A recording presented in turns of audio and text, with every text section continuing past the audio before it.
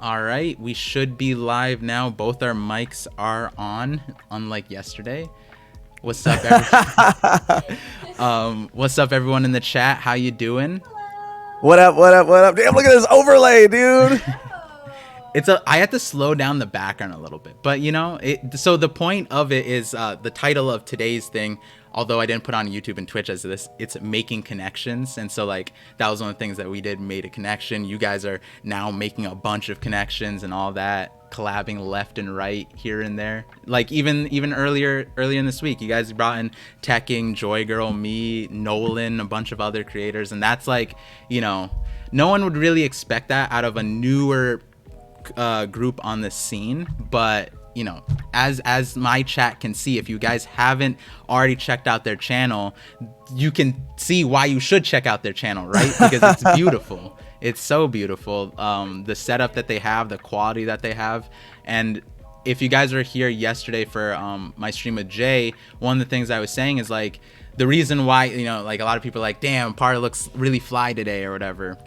Every day he looks fly. The reason why I do that is because, like, you know, if someone were to see a One Piece stream or One Piece content thing, they're like, oh wow, this is high, like this guy is like putting in a lot of effort. I think when I saw one of Tekking's first videos, he had like a suit on, he was like presenting in front of like a screen, and I was like, that's what I want people to think of when they think about One Piece, when they think about like anime and manga. And then like I can't imitate what you guys are doing, but that's why I like want to put you guys, like blast you guys out. If I could scream to the roof and everyone could listen, and it would be to shout out your channel, because it's like this should be like something people think about when they think about One Piece, like the quality that you guys have, the message you guys have, all of that. So thank you, Par. Thank you. Thank you. I'm blushing. So for the chat, if you guys are tuning in now, I'm here with Volume 1 Podcast, Josh and Megan.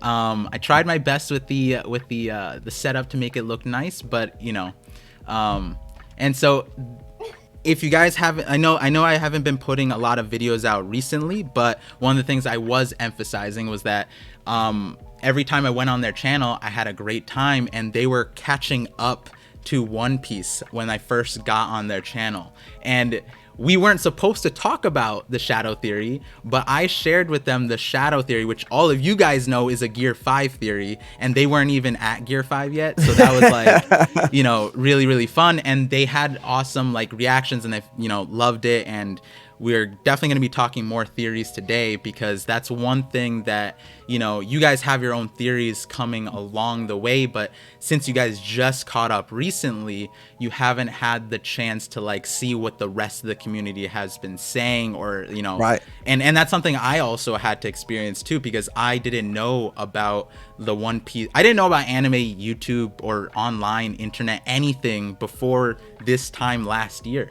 And when I came onto the scene, everyone's like, oh, this is a breath of fresh air, like all these theories are so new, blah blah blah. And that's something that like is so interesting, because now I feel like I'm more part of the system now. Like I feel like when I react, I'm like, am I being unique, or am I just a robot now? And like but and I think you guys got a sense of that too. And you guys with chapter 1060 with Luffy's dream, that's something that literally every creator shouted out Megan's theory. It wasn't just me, it was like crazy. Brago, GLR, like So wild.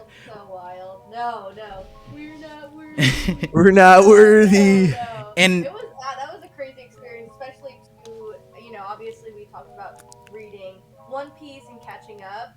So we didn't get to really have like, you know, we had theories, but people knew what was going to happen. People knew what was, if they were real or not, true or not. If, you know, Shirahoshi will be back. Like, yeah, she's going to be back in the freaking referee. Like, right. But, you know, this theory was like, that's the first kind of, like, that was the first theory that we kind of, like, you know, I kind of was like, oh, this would be cool, because now we're caught up and everyone can kind of experience it with us for the first time. And I think what you were saying too, like, how you were new in the anime and manga, like, YouTube scene, which we were watching, but we never were a part of. Yeah. And recently, it's just felt like, since we've been caught up to One Piece, being able to collab with people that are caught up instead of kind of like having to tiptoe around spoilers has like felt like way more. Yeah, that was the challenge when we were even talking to you. Like, you were having to respectfully, you tiptoed around certain things to not spoil. And so it just felt like there were so many conversations that, we obviously couldn't really fully be a part of because we weren't caught up. And now that we're caught up, it's just been so cool to be able to talk to everybody and theorize with everybody. To which I think Par is one of the craziest theorists on the internet in the One Piece community. But now we can have those conversations and not have to like hold anything back, or you don't have to hold anything back. And so it's kind of been so different in an awesome way. It's like, so we're gonna get into a few things. One thing, the chat is saying that they can't hear Megan. Here, watch, check this out. We did this with Ruff. And so check this out. Watch. Hold on. Because for whatever reason, whenever we do this through Discord, so let me. It like it latches onto your voice or something like that, and then so her voice doesn't get the threshold or something like that. I can hear you, so it's so weird that they can't hear you here. Now, hello? Like chat. Testing. Can you hear me now? I can hear you loud and clear. Am I coming in clear? Let's see. Watch. And if it works, I'll explain the issue. Gotcha. People said better. Yeah. Okay. Yes. Okay. So for whatever reason, and this happened when we did the Manga Bros podcast, the One Piece Manga Bros podcast, Sione, Boom, is it Sione, Ruff, and Boom, right? When we're doing it through Discord, and we're watching your screen, Par. Yeah. For whatever reason, the Discord like prioritizes one audio channel more than the other, and so I had to stop watching ParVision stream, and then as soon as I did, your mic kicks back on, and then when I watch it again, it kicks off. Gotcha. Makes no sense. Makes no sense. Interesting. Wait, like watching the stream as in like in the Discord thing, the thing that. Yeah. Oh. Yeah. Okay. So weird. Yeah, I'll keep that in mind then if we go to. I think for the most part we can probably stay on this screen anyways. So. And if you pull something up, we have the stream open, like we're watching it through YouTube, so you can still pull stuff up and we can see it. Got you. All right, so thank you guys for letting us know about that fix. Yeah, I mean that there's so many like things to, with One Piece that makes it enjoyable, so many different worlds, and that's something like, I'm definitely in the theory community, but when I got caught up, one of the things was like everyone's way too serious with it. Like having ideas and it being wrong isn't like an issue. Like I was watching someone on Twitch earlier. They're like in Marineford or something. Oh no, they were in Skypiea.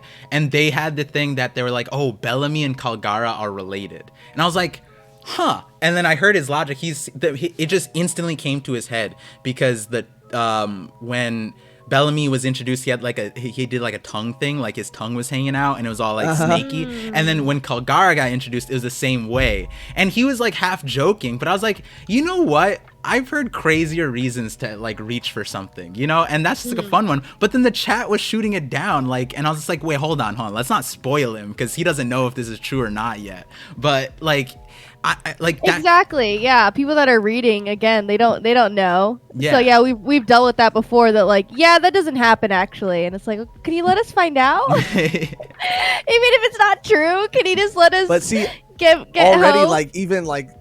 Par's like way of thinking is like, let's not shoot it down. And that's what I like about, and I'm sure that's what everybody likes about your theories in your channel is like, let's not shut it down. Let's just say like, what if this is true? And then let's go from there. And like, or like, what if there is something here? Let's like dig deeper. Let's look into it instead of completely discrediting it right away. You'll really approach it, from every angle you can, or claiming that it's fact. People that have theories like this has to be it, there's no other way, right. No open to possibilities, like close the doors, no one else is coming in type of thing. But with your theories, it is just like, that would be cool, right? Like look at all these things that connect, like it, it does make sense of like why this could be it. Which I like because sometimes people are just like, this is the only way this could ever be possible. Yeah, I think a lot of it comes down to also like something you might get into too eventually, especially in the theory space, is challenging someone's like understanding of the story. And I'm just like, okay, like just because they came up with an idea that's different from yours doesn't mean that they understand the story any less, right? I think it's like we all receive the story in like so many different ways, and that's actually what I want to talk about with you guys, is because I started One Piece as a kid, like 7 years old, watching it every Saturday, and I always joke about it that is a tradition that's like One Piece has been in my life technically longer than me and my wife have been in a relationship. And so married to One Piece. And that's something, it's a funny thing, but like it gave a different perspective of like it, or telling someone that versus how you guys did it, because you guys caught up within a year. But I wouldn't say you guys are any less passionate about it. And so my question was One Piece something that you guys experienced when you guys were like younger and like you just didn't pick up? Or like, how did you guys get into the anime manga world? Megan, you go first. Yeah, okay, so I've been watching anime specifically for a while, since I've been about like 12 years old, roughly 11. And I was really, really, really into, like, obviously, like, slice of life is like my favorite genre, romance, comedy. If I could have all those in one, that's a good one in my book. But I was watching a lot of them, and I just found the internet, and it was just easier to access them. YouTube back in the day when there was no websites to find anything, and you had to watch like parts of parts, and then maybe one part was gone and the other part was there. One was sub, one was dub, and you're like, well, I can't watch it dub now because I'm watching it was a whole thing. Right. But I was really into this genre, and I had known of, obviously they're huge, One Piece, Bleach, Naruto. I did not ever want to watch or read them and ever, because I just thought they were all the same thing. Okay. And I heard like Naruto like believe it, and like Luffy's like I'm Luffy, and they all sounded so similar, and I was like, you know what? Like I don't know if I'm about this shonen shit, Right. I don't know if I'm gonna dip my toes in there. But starting this channel about like 2.5 years ago with Josh. He had read more manga than me at that time. I was pretty much anime only, since I'd been like, I read a couple manga, but not fully through, which is kind of crazy. But you had been watching anime since you were like 10 years old. But yeah, we started the podcast, and obviously I read more and more and more, and I was like, damn, like manga's so cool. Like obviously I would love it because I like anime, but it was awesome to get through everything. So then when we started One Piece, I had kind of an expectation, but even my cousin was kind of vouching for it and was like, you have no idea. It's about, like slavery. It's about government. It's about freedom. And I'm like, really? This stretchy guy? Like, for real? Like, okay, I guess. And then we started reading it, and I was like, oh, okay. I know why this is regarded one of the best manga ever. Yeah. Makes sense. And then, just completely fell in love with it. All the characters. And the wackiness and it's serious moments, and it's heartfelt moments, and the themes and the execution, and just the plot lines, like everything. It's just like next level. That's kind of how I got into it. What was the moment where you were like, this is real? Like One Piece, well, not the One Piece is real, but like you know what I mean? Like when you're like, this has the serious tones. How far into the series was that? I mean, definitely as soon as like, as soon as Syrup Village. I read Syrup Village, and I read that moment. I'm gonna literally tear up just thinking about it because it's so emotional. Oh my god, I'm literally gonna because it's all coming back. Okay, so I cried yesterday on stream. It's fine. That scene with Usopp, saying bye to his like quote unquote like kid crew. It just symbolized so much, and it symbolized like what you have to give up to go out and do the thing that you want to do and like achieve your dream. He was comfortable, and those kids like really were like, yeah, you're you're awesome, Usopp, like his little fan club, and he had to leave that to like go into the unknown and set out to sea, and him just saying bye to them, and like, so emotional. I really, really loved it. People talk shit about Syrup Village, but how can you? It's Usopp. Like, it is Usopp. I love it. But yeah, that was the one of the moments that I was like, caught myself like actually tearing up, and I was like, whoa, what is his feelings already? Yeah. Well, before we get to Josh, one more thing. So people who haven't tuned into the Volume 1 podcast yet, if you did, you would know that there's a visceral reaction from Megan when it comes to Yasopp. And I'm now understanding the reason why. No, I agree with you. I've had to fight people, be like, yo, fight for what? Like, the fact that like people just accept that what Yasopp did was like fine, and I'm just like, Usopp accepting it is a miracle, but it's not like, honestly, yeah.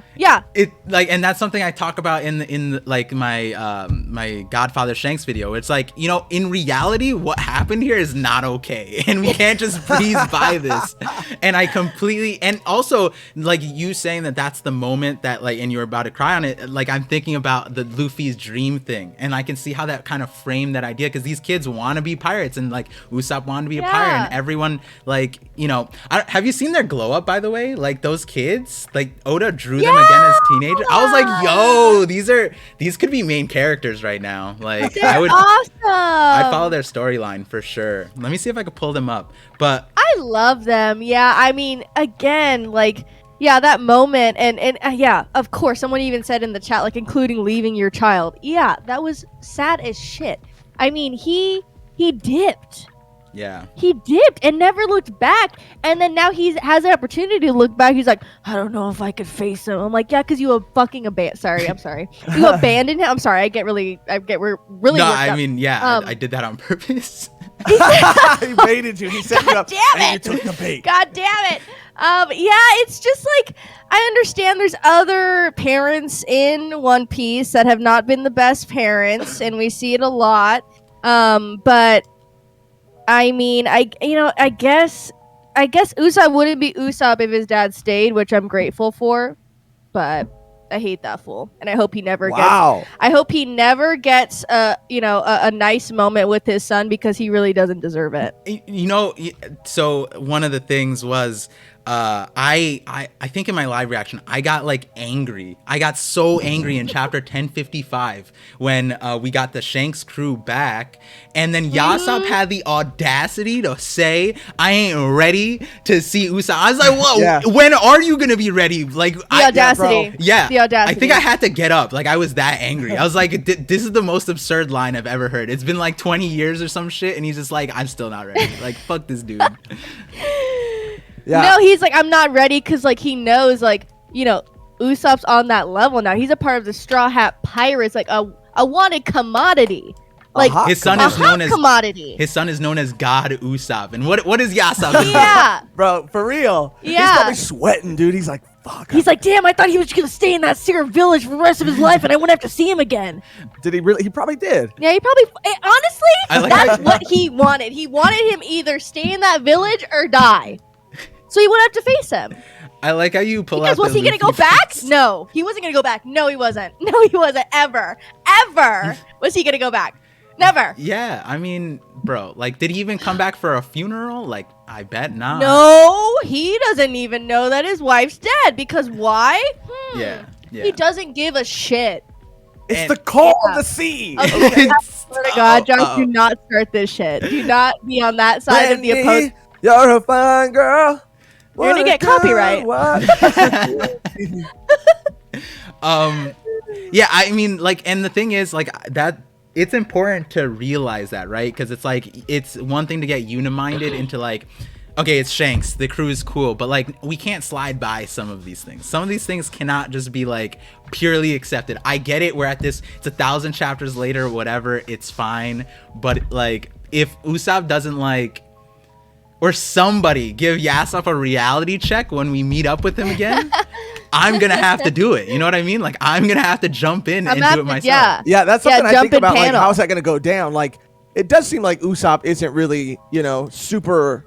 Like, he's not he doesn't have a lot of resentment. No, because he was able to like do what he wanted to do and achieve his dream. He hasn't really talked about him like he hasn't at really all. Even ever really, like, except in Siren Village, really. But he doesn't. Yeah, you're right. He doesn't really talk about his No, his dad. so I feel like if he saw him, honestly, I want him to do a little shoulder check and just fucking keep walking, dude. How? Oh, that'd be so satisfying. Just like he's like, oh, he's all nervous. He's like, oh, Usopp. Oh, he's like, I wanted to come, and then Usopp just goes, damn. or Luffy just, and then he just keeps walking by like you're nothing to me now. The thing is, I don't think we'll be getting that. The reason why is because I feel like the Shanks crew are gonna be like that guy. They're each one of them are gonna be insane, I feel like. And so like Usopp's gonna be like, he's a brave warrior of the sea, he's all I like. He went left and he did like if Yasopp ends up being a loser like that, then Usopp is gonna be like, bro, what? You know what I mean? But yeah, but if that's true, if he's cool, then I feel like Usopp's gonna let it slide, and that's the major issue. I feel like Usopp's gonna let it slide too. Yeah. And it's gonna be more of an emotional reunion than like a. Can someone else not let it slide on the Straw Hat crew? Could someone else be like, that was fucked up? Yeah. No, like, I want that would be more satisfying. Like Usopp's like, it's okay, guys, and Chopper's like, no, it's actually not okay. Like we need. You would say it would be Chopper. We need Luffy to be like, bro, you visited me, but you didn't visit your son an island away. Like what? Because that's the reality of it. That is the reality of it. I like this comment too from Fiery White Boy. Nice name. Yasopp is definitely gonna be way more cowardly, and Usopp is gonna have to protect and save his father reluctantly. That'd be sick. That would be crazy. That because would be interesting. I feel like it'd be a full it would come full circle for his character to be like protecting someone who he like looked up to. I feel like the end of One Piece is gonna be like, don't meet your heroes. There's gonna be a lot of moments where it's like people looking up, or like maybe Usopp goes to Elbaf and it's like not what he got chalked it up to be, and he can't meet the expectation. Do you think? Because I see a lot of people are talking about Ging from Hunter x Hunter. Who do you think is worse? I haven't read past like the part where what's his face, Leorio socks him. Like I think like past that, I don't know if he's ever redeemable, but I do know that Gin is that guy, right? Like he is that guy in their verse. So I feel like Gon is different though. Gon and Usopp are completely different bases, right? Like Gon he doesn't care about anything, right? He's just like in front of his face, whatever's happening then, that's all that really matters. He's kind of more like Luffy. Yeah. He's way more like Luffy. So like in that regard, Jing, however you pronounce it, I don't know how to pronounce it properly, but he got lucky, right? He got lucky with his son coming out the way he was. And then also I don't think people realize this, but Gon is like a gigolo. He's like bro, we had a joke. Bro, we had literally made a whole, like, back in the day, not back in the day, but it was a while ago. We made a clip. Like a year ago. Because we were talking about it. And yeah, bro, he was on, what is it, Whale Tail Island? And he was taking girls out. Yeah. You know, he was getting around. Yeah, so that's why I didn't even phase him when he went on a date with a freaking 23-year-old woman. He was like, this is normal for me. This is what I do in my hometown. Yeah, exactly. Like, what are you doing? And then, like, his aunt is just, like, letting him do this. She's like, oh, making money for the house. That's all I got to say. Move away. Let him turn a blind eye. Yeah, he's a ladies' man. That was one of those things that, like, didn't click immediately. But, like, as I was in reflection, I was like, wait a second. This is a little problematic. If the roles were reversed here, we would have issues.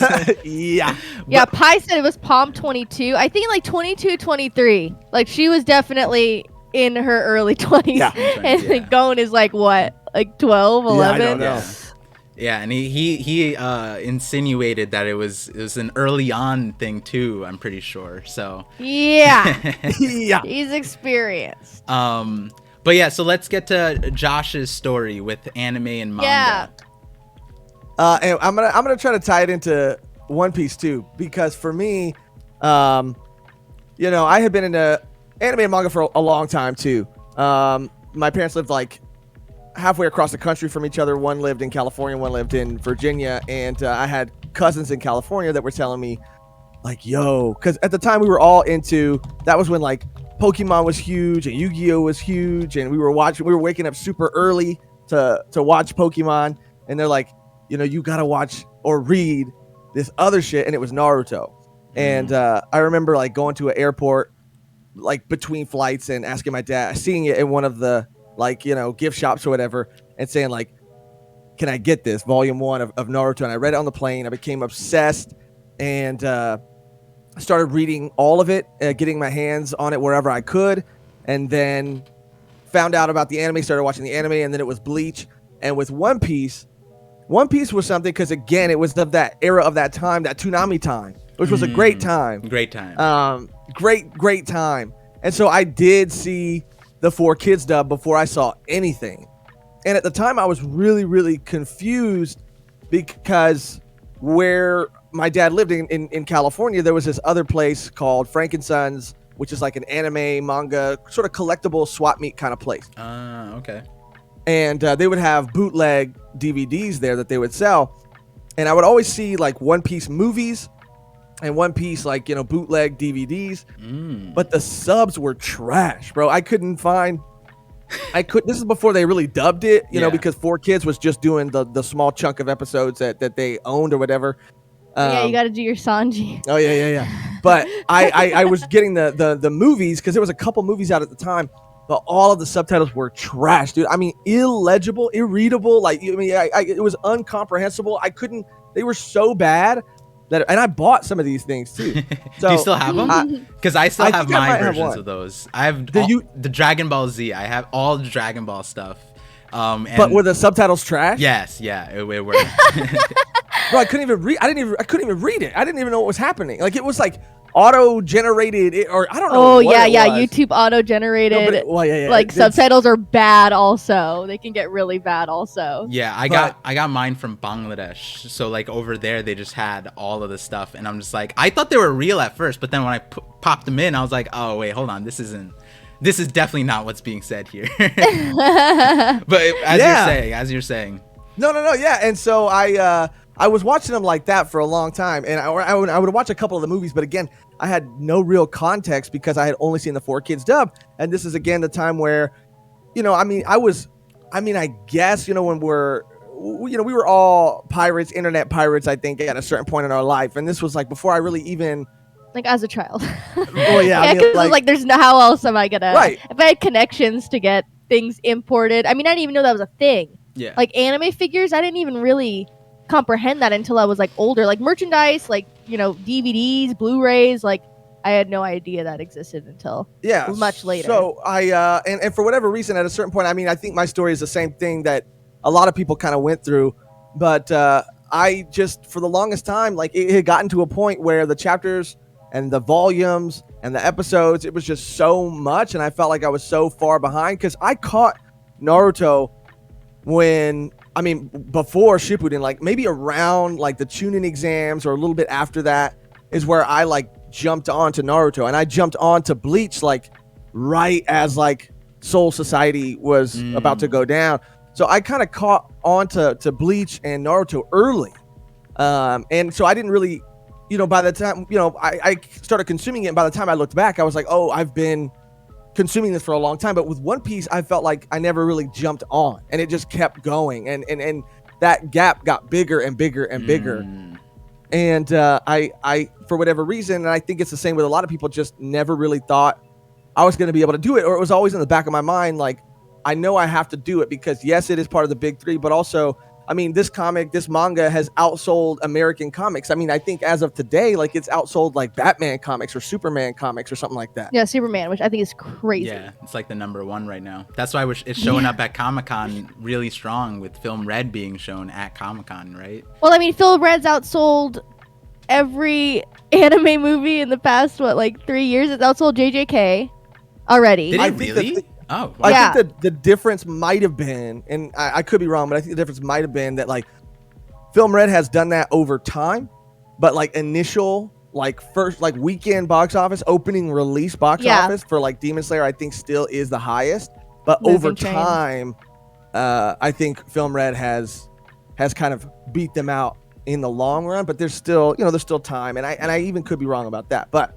I always bring Crazy. this up with like, you know, movie stuff and box office stuff. The thing is, the more recent stuff have the benefit of the industry progressively getting stronger, right? So like, but when Demon Slayer put out their movie, I think that was like not first of its kind, but like I think it was like pandemic, and then also you know, movies weren't hitting like that. Canon movies in that kind of thing. It's like so like they were the trailblazers in that regard, in my mind. Totally. Totally, because I mean, I had never seen an anime movie that picked up directly after the first season, scene by scene. Well, it was canon. It was from the manga. It was amazing. I never experienced that. I'm like, okay, I'd watched all of it. It's been maybe like a year or whatever before Mugen Train came out, and I'm just sitting there like reliving like that moment of like the end of season 1 being like, here we go, like let's go. So exciting. And I think it's from the, you know, the studios having to trust the audience and trust the fan base. You know, I think a lot of businesses maybe might think like, oh, it's not a very smart business plan, and it's not going to be very lucrative for us to like make this movie that people have to have seen X amount of episodes to understand, to get. But I think it took someone finally just, you know, taking that leap of faith and doing it. And then they're like, oh, damn, this is the most popular fucking movie that we've ever made. But go ahead. No, I was gonna say, like, your experience with the One Piece. Like, I think at that point it's kind of like investing in stocks almost, right? Like, as a kid, you only have so much time, and then it's like the big three, and then there's so many other things. Most people, it's like I hit 2 out of the 3, right?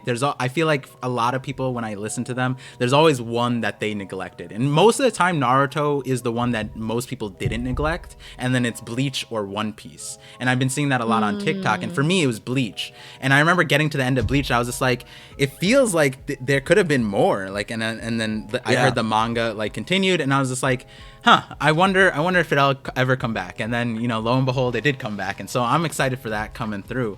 But so I'm glad that we got to, you know, lay it out, like the perspectives, the difference in how we each got into One Piece, because I do think that is significant in like how it frames us, because like what point in life you got into it helps you understand some of these like deeper thematics that like as a kid, like, you know, I feel like I know a lot of people who watched it and it was just a rubbery boy, right? But as a child you wouldn't get the nuance of Syrup Village, of Arlong Park, of Baratier, of the first 100 chapters. And I was one of the things, and like, you know, I'd be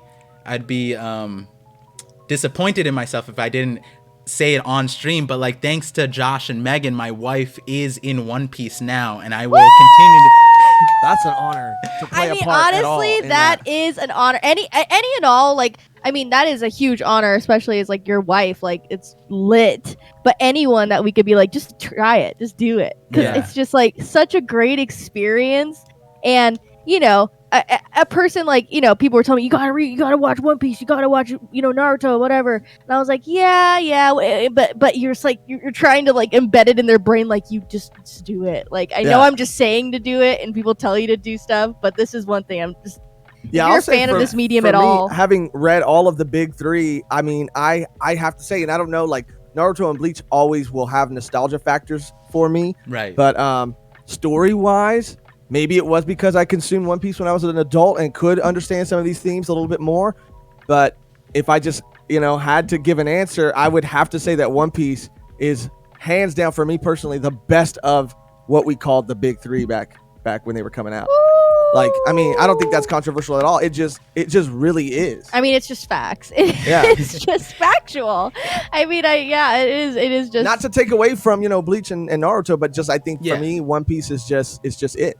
Yeah, there is, I feel like there are reasons why Naruto fell off towards the end part of things, and I think it's related to time, but it's also thematics. Like, they were trailblazing, and being a trailblazer is very difficult, and like One Piece has the benefit of continuing to trailblaze and developing as it goes on, but it set the stone really strong at the start. But like, one thing that I think everybody in the chat and everybody who eventually will listen to this is like, I think outside of the One Piece community, people who consume it end up sounding like One Piece salesman. It's like you get Yeah. One Piece. And what's like I you know, transparency. I've always been transparent. My biggest agenda with all of my content, whatever it is, it's to get more people into One Piece. That is the one thing that I can actually give back to Oda by, because like, you know, how the live action, all of these things are to get more people into One Piece. So if I can get X amount of people in, you know, hopefully Oda appreciates that, you know, and I think deep down he will.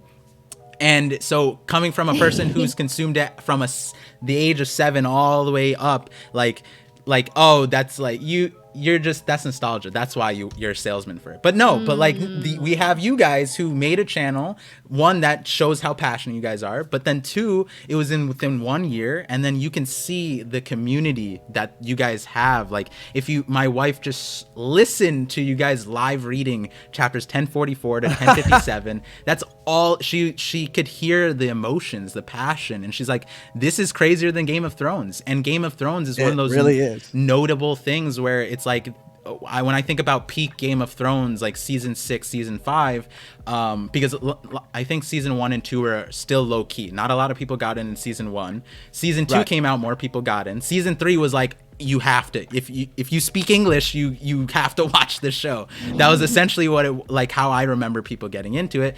And by the time season 5 and 6 came out, it was like a whole like cultural phenomenon almost. Like it was like and you know, to shout out Hidden Island, I saw him earlier in the chat, I don't know if he's still here. He recently went to Japan and he has like a whole docu-series, and shout outs to him because he had a video put out earlier today, the second part of it. But in the first part, one of the things he said, and I actually want to show you a video, part of the first part, Megan. This specifically you, because you're a Chopper fan. But one of the things he was saying was that, like, when One Piece chapter drops in Japan, people are talking about it on the train. People are talking about it walking down the street. People are talking about it everywhere they are. And I want One Piece to be more like that. And like slowly we're getting to that point where it's like, there's another podcast group, that One Piece podcast, that One Piece Talk. I've been on there, like they have like a studios thing set up and they have really good, nice quality. And just like you guys, and one thing that they always do with their guests is they take them out to dinner after, and and we continue talking about One Piece after. And Larry, the chat already knows, he's loud. We sat there at like a sports bar. There was a big game. I think it was like, I forget what game it was. It was a big game. Like, even, you know, all the guys wanted to watch it, but we were arguing about like Garp and like Shanks and all that stuff. We were screaming. Well, I wasn't screaming. I was like, oh, I mean, like, everyone is looking at us. But what ended up happening was, we stayed for like 3 hours until the restaurant closed. And there was people that came up to us and said, I don't know what you guys are talking about, but it was so entertaining to listen to. And we're like, what? And then we explained it to him and like, wow, it was like a bunch of old people. And then we're like, my grandkids would love to hear this. And then we're like, well, we have a channel on, you know, like on that stuff. And then like I've been on their channel a few times, and like the waitresses, they're like, are you guys talking about One Piece? And then we're like, it literally just happened to us. Yeah, yesterday. We went out to eat. Day before yesterday. Oh, day before yesterday, and the waiter was like, "Oh, I like your shirt." Because Josh was wearing Ace shirt. Yeah, and we were like, "Oh," and then he came and gave the orders, and then Josh was like, "So how far in One Piece are you into?" And he's like, "I was literally just about to ask you." I was literally going to ask you about that right now. And he was like, "I'm watching Skypiea right now." I'm just hearing like these older arcs. I'm just like, "Aw." But he was like, bro, it's so crazy already. And I was like, if you think, I mean, and Skypiea, I think doesn't get, the respect it deserves a lot of the time. But he was like, "Oh, I can't wait to get to Blackbeard." Like Blackbeard, because he had just met excited. Blackbeard. That interaction between him and Luffy had kind of just happened, because it's like Jaya, Skypiea, around then, and he was so excited, and it was just a random stranger, and we started talking about it, and I mean, we had another interaction too with like a child, like a literal child. Like me, Nolan, and Josh went to go see Nope, and Josh was wearing a One Piece shirt. Like, I mean, he has so many One Piece shirts. I have 6. But this little girl came up to us, and she goes, "Oh my gosh, I love that show. I love One Piece. Wait, it was And a we were 6-year-old like, girl? It was a yes, 6-year-old yes. girl. She came out to say, I love One Piece. And we're like, wow, like, that's so sick. Like, what's your favorite character? She goes, if I had to say, it would have to be the Monkey D. Luffy. And we were like, Yeah, it was cute. This Like, girl she needs to was be so- protected. Oh my goodness. she was What? so articulate. She was, if I had to choose, she was so cute. And we were freaking out because she's like, yeah, I love Monkey And we were D. like, and we Luffy." even asked her the same question. We're like, what was like the last episode you saw? Or like, you know, what was some of your favorite moments? And she's like, you know, she started talking about she's like, there's a clown. And Yeah, so she's talking about like Buggy and, you the know. clown guy. Yeah, Yeah. yeah. It was so funny. She goes, he's funny. He's funny. And we were just laughing. It was so crazy, dude. adorable. It was just crazy that a 6-year-old kid was like that into One Piece. It was kind of awesome. Yeah. Oh my god. That my heart is singing right now. That is so adorable. What? That's so cool. And we were like, we have a YouTube channel. Tell your mommy to go to Volume 1. I mean, I don't know if we should have a 6-year-old watching some of the stuff we say. I don't know if a 6-year-old should be checking Yeah, that out. So especially- we didn't say that. We Especially did not after tell I her. was 61. joking. Right. Yeah. Yeah. She comments, she's like, you guys spoiled. Yeah. Yeah. She's in the chat. That's- Everything's misspelled.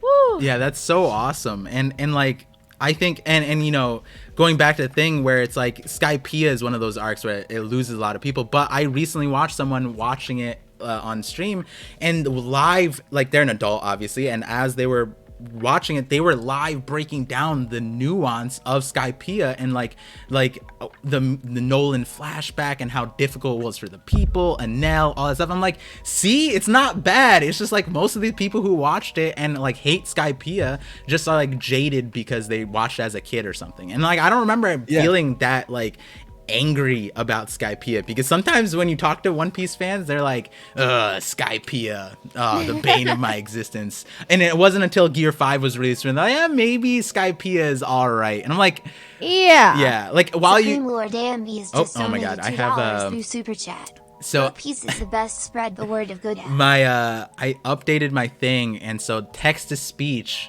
is one creepy, but like I don't know how to turn it off because Streamlabs I think updated and I can't turn it off now. But shout outs to Supreme Lord for the $2 super chat. It's like Go Piece is the best. Spread the word of God, for sure. That is Of Goda. Yeah. We're kind of like missionaries, honestly, for One Piece. I all mean, we're are. doing it Everybody to like get is. in the pearly gates with Oda. Yeah. That's Yeah. who I hope to see when I die. and God, Goda. So, and there's a bits that I want to get to, but before that, I want to ask you, like you guys did say, you know, amongst anime, you know, it's one of the top things, but one of the more controversial takes, and we talked about it more on your celebration stream. I think Tekken was the first person who really like said it, was like he regards this as like the epics, the Iliad, you know, like that level. Like, and some people are going off and saying that this is going to be the next Bible, you know, like that kind of level of adoration and admiration and following, and the fact that we're breaking it down, you know, I think Lord of the Rings has like Lord of the Rings scholars, right? Like there's Tolkien scholars. Yeah. And like, is that how you guys view One Piece? Do you see it at that level yet, or is it like Absolutely. okay? I was, you know. Yeah, absolutely. I mean, not even in. I know people always say it's like peak fiction, but like it's just fact. I mean, it's just factual. I mean, I think in the manga space, at least, I mean, it is, you know, like cream of the crop, top of the top, but also in just all, in all like, media. literature. Yeah, dude. like I mean, this is freaking amazing storytelling, and that's what I think is really cool about, like, we don't need convincing, right? People who are fans of anime and manga or One Piece don't need convincing, but I do think sometimes there could be this, like, I don't know, people can have this like stigma, or people can have this sort of like, people who exist outside of the anime and manga community can look at something like One Piece and just see it as a cartoon, or see it as, you know, I don't know, something that is immature or not for adults or something, which is what I think is so cool about people like, you know, your Daniel Greens or your Murphy Napiers, who have this audience who read like Sanderson, who read like Tolkien, who read like, you know, all of these dense high fantasy, you know, books, and for them on their channel to say like, yeah, One Piece is up there with all these things, I think is just another awesome way of bringing all those people who would be skeptical because, whatever, maybe I don't know, maybe they think that. I mean, I had an idea of what it was, and then I went into it and was like, wow, this is actually really, really, really great. Like, I had a kind of like idea of what it was going to entail. I was like, okay, so it's pirates, they have a crew, and this guy stretches. But again, people who don't know, they can see it. Maybe people who've never even read anime and manga, will judge it before they read it. But again, like when I see like booktubers like that, like talk about it with the same passion and with the same excitement, I think it's just such a great way to put on all these other people who have never experienced it before and who go like, oh damn, like these people like these legendary writers like Tolkien, like George R.R. Martin, like Brandon Sanderson, and now they're throwing Oda into that mix, and I think that's just so sick because Oda deserves to be there with all those people because this is a story of that caliber. Yeah. Right. Just because it exists in the medium of manga, I hate the idea that it would deter people or people would not give it a shot. Like, I don't know. And I want someone to, if you don't read manga, I mean, totally read the manga because of the artwork and everything.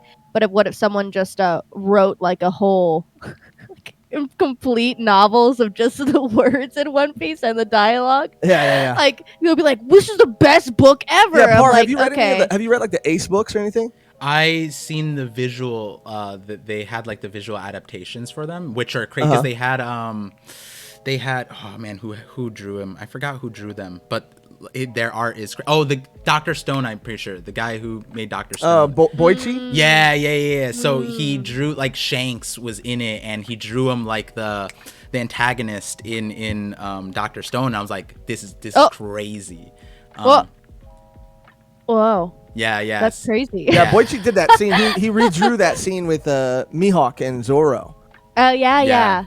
So and then he also came back and he did the Nami Khalifa fight, which was like because he draws girls. Oh yeah, that was a crazy fight. Well, that is technically his forte. That is his forte because that's the world he started in, and you guys know I have Sai on my stream often every week for the knock-up stream where Oda knocks us up with the latest chapter. And I always talk about Sai in the light where 1061 had Sai like Sanji nosebleeding. But Josh is also in... Look at him right now. I just mentioned the thing. He runs to it. No, that one. This one right here. That one. Oh my God. Whoa, dude.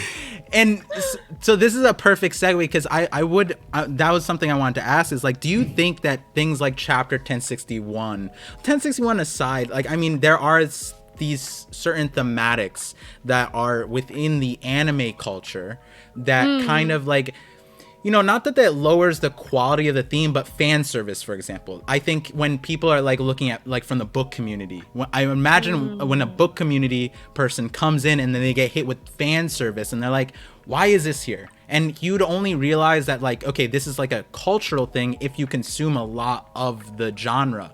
But do you guys think that like, I think we all agree that One Piece is on the highest tier of like, literature, period. Do you think that things like that are things that bring down One Piece, or it's just kind of like it's a part of the whole package? And like, because like someone said like, will One Piece outsell the Bible? And I'm like, I'm pretty sure the Bible had some wonky stuff in there. I can't speak on it like verbatim like I would with One Piece, but I do remember some interesting stories within the Bible where I'm gonna be the Bible's a crazy story. Fucked up. It really is. Most fucked up. What were we talking to? It was like, Revelations is my favorite arc in the Bible. The Bible. Yeah. Crazy arc. Revelations is the Marine Ford of the Bible. Yeah, for sure. But do I think? I mean, I just think that it's gonna, for book readers, if you're talking about that, like, I don't think that it brings down One Piece. I just think that it might detour people a little bit from it, but I don't think it brings it down. No. But to speak on like chapter 1061, Megan, I think you had a great point when people were reacting, us included, to like the, as we called it, the baddie alert, the baddie mommy sorry chapter. You actually really liked how a lot of it was sort of handled. Yeah, I mean, when we're looking at, of course, when we look at fan service, like especially with like the Bonnie situation where she is like taking off her clothes and like washing up. I was reading that, and of course I was like, okay, this is kind of like a, you know, fan servicey shot of Bonnie, but then it just like brought me to what was actually going on. And you have Luffy, you have Chopper, you have Jinbei even with Bonnie doing this in front of them, and it wasn't like a thing where they're like gunk, like they're not staring at her. Like, she's a pirate and she is, you know, a part of this community, and she kind of feels comfortable within herself and with this group of people to be able to do something like that. And I just like respected that. Zoom in a little bit more. On the feet. Yeah. That's in a running gag on my people. He knows what the people want. But yeah, that's kind of how I took it. I it was just kind of a cool vision. It was a cool badass moment for her that she was like, I mean, we're all human. You know, we're all human beings at the end of the day. I have a body, you have a body. Yeah. And I'm not being attacked right now. I mean, if someone else was in that panel, I'm sure it would be a different story. I'm not gonna name names, but you know who I'm talking about. And it was just so like, look at them. Like, Luffy's not even giving a shit. Chopper's just like, hello, and Jinbei's even half naked too. Yeah, I mean, they're just chilling, shirtless right now. He's shirtless, and they're washing up, and I just respected that. And yeah, and I would argue with One Piece. I mean, there are some moments, and people say like Nami's a fan service character. I mean, you know, she's in a bikini top with the pants. Can we get some Jinbei nip? Can we zoom in on a Jinbei nip? I actually wanted to bring up a different scene to talk about this, because I agree with Megan a lot on what she's saying.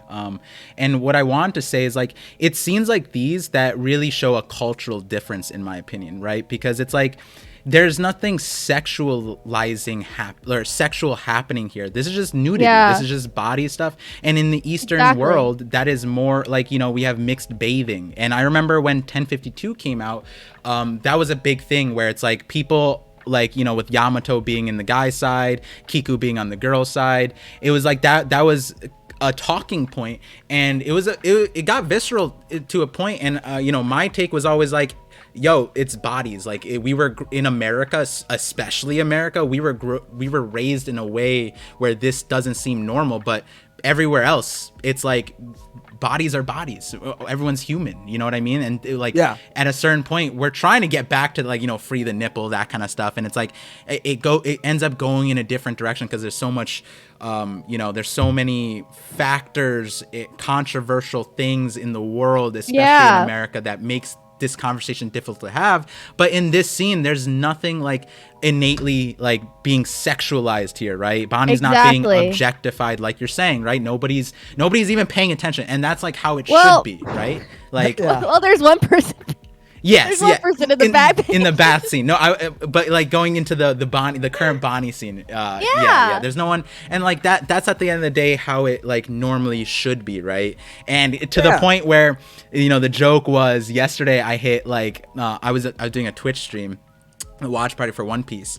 And for those streams, I, you know, average like 20 or 30 or something like that. But yesterday I cracked like 70. And the reason why was I was zoomed in on this. And I'm gonna call out Braga one more goddamn time. That was the first time he showed up my Twitch stream. I'm like, yo, is it a coincidence? Is that I had this zoomed in the whole time? But and it, like, we had a vote on my stream where it's like, would they want my camera to be in the reaction shot, like, so that when we watch the episode, or the foot? And people voted for the foot on my stream. I'm like, all right, whatever. And like, I get it, like, it's a meme and whatever, but like like, you know, to give context a little bit, you know, personal stuff, but really quickly, if you guys tuned in late, I upload these as VODs on my second channel, so this will be up right after the stream is down on my second channel, so definitely go over there. If you guys are enjoying the conversation, please do drop a like. Also, I see a lot of chats going on. I definitely love that. When I upload these as VODs, I look through like nearly all the chats too. That being said, we're going to get through some of the super chats, then we're going to jump into some of the theory talk stuff, and then towards the end of the stream, if there are more super chats accumulated, we'll get into that, and then we'll talk to the chat. But yeah, one other thing beforehand is just like, for me, a lot of people at this point kind of know, I have a huge emphasis on like health stuff, and so like one of my other businesses is like a health advocacy thing. And a lot of my clientele are women, and it's like the main thing, like, and I can speak on this to only this regard, where it's like hearing their people in the chat. Sorry. Yeah, hearing their experiences in America, like, and the problems that they've had to deal with, even in the medical world, it's like, it's crazy. And like one of the things is that, like, you know, for gynecology, for example, seeing like a female, a doctor in that regard, most of the doctors are men, and it's like it's such a weird thing to like recommend someone, and then for them to get a bad experience from that as someone who's trying to advocate like to go to your doctors, right? Because like so many people don't go to the doctors, and it's like it's so important just to get checked, and for like to be objectified by a health professional, like that's something that like that really does bother me a lot. And you know, we can joke here and there, we can joke around on that stuff, but like when it comes to like a chapter like this or like those other chapters, and people are like not making the conversation progressive to a like a meaningful point, and they're just like stuck in a simple mindset, it's like we need to change how we think. And like, so, you know, jokes aside, it's like things like this, like, again, like I feel like the way Oda does it for the most part, and that character that you don't want to mention, I hope that Oda does bring it around 360 and gives some kind of context to the thing, because there is a realm where outside of One Piece, that is a more common thing, the nosebleed going out of control, all of that stuff. And so it may seem fine, but you know, like I wouldn't want like a lot of like the female viewers, when my wife catches up and she sees that, I'm curious to know what her take is on that character's current portrayal. But that's exactly why I have like an hour 30-minute video on Sanji to break it down, and how Oda seems to be paralleling Sanji's story to the philosophies of passion and emotion that came out of France, actually, and Sanji being a French character is really important. So the specific philosopher is René Descartes, and they have a whole philosophy where I literally just watched someone going through Fishman Island and seeing Sanji kind of get nerfed, is what the chat was saying, because of, you know, his reactions.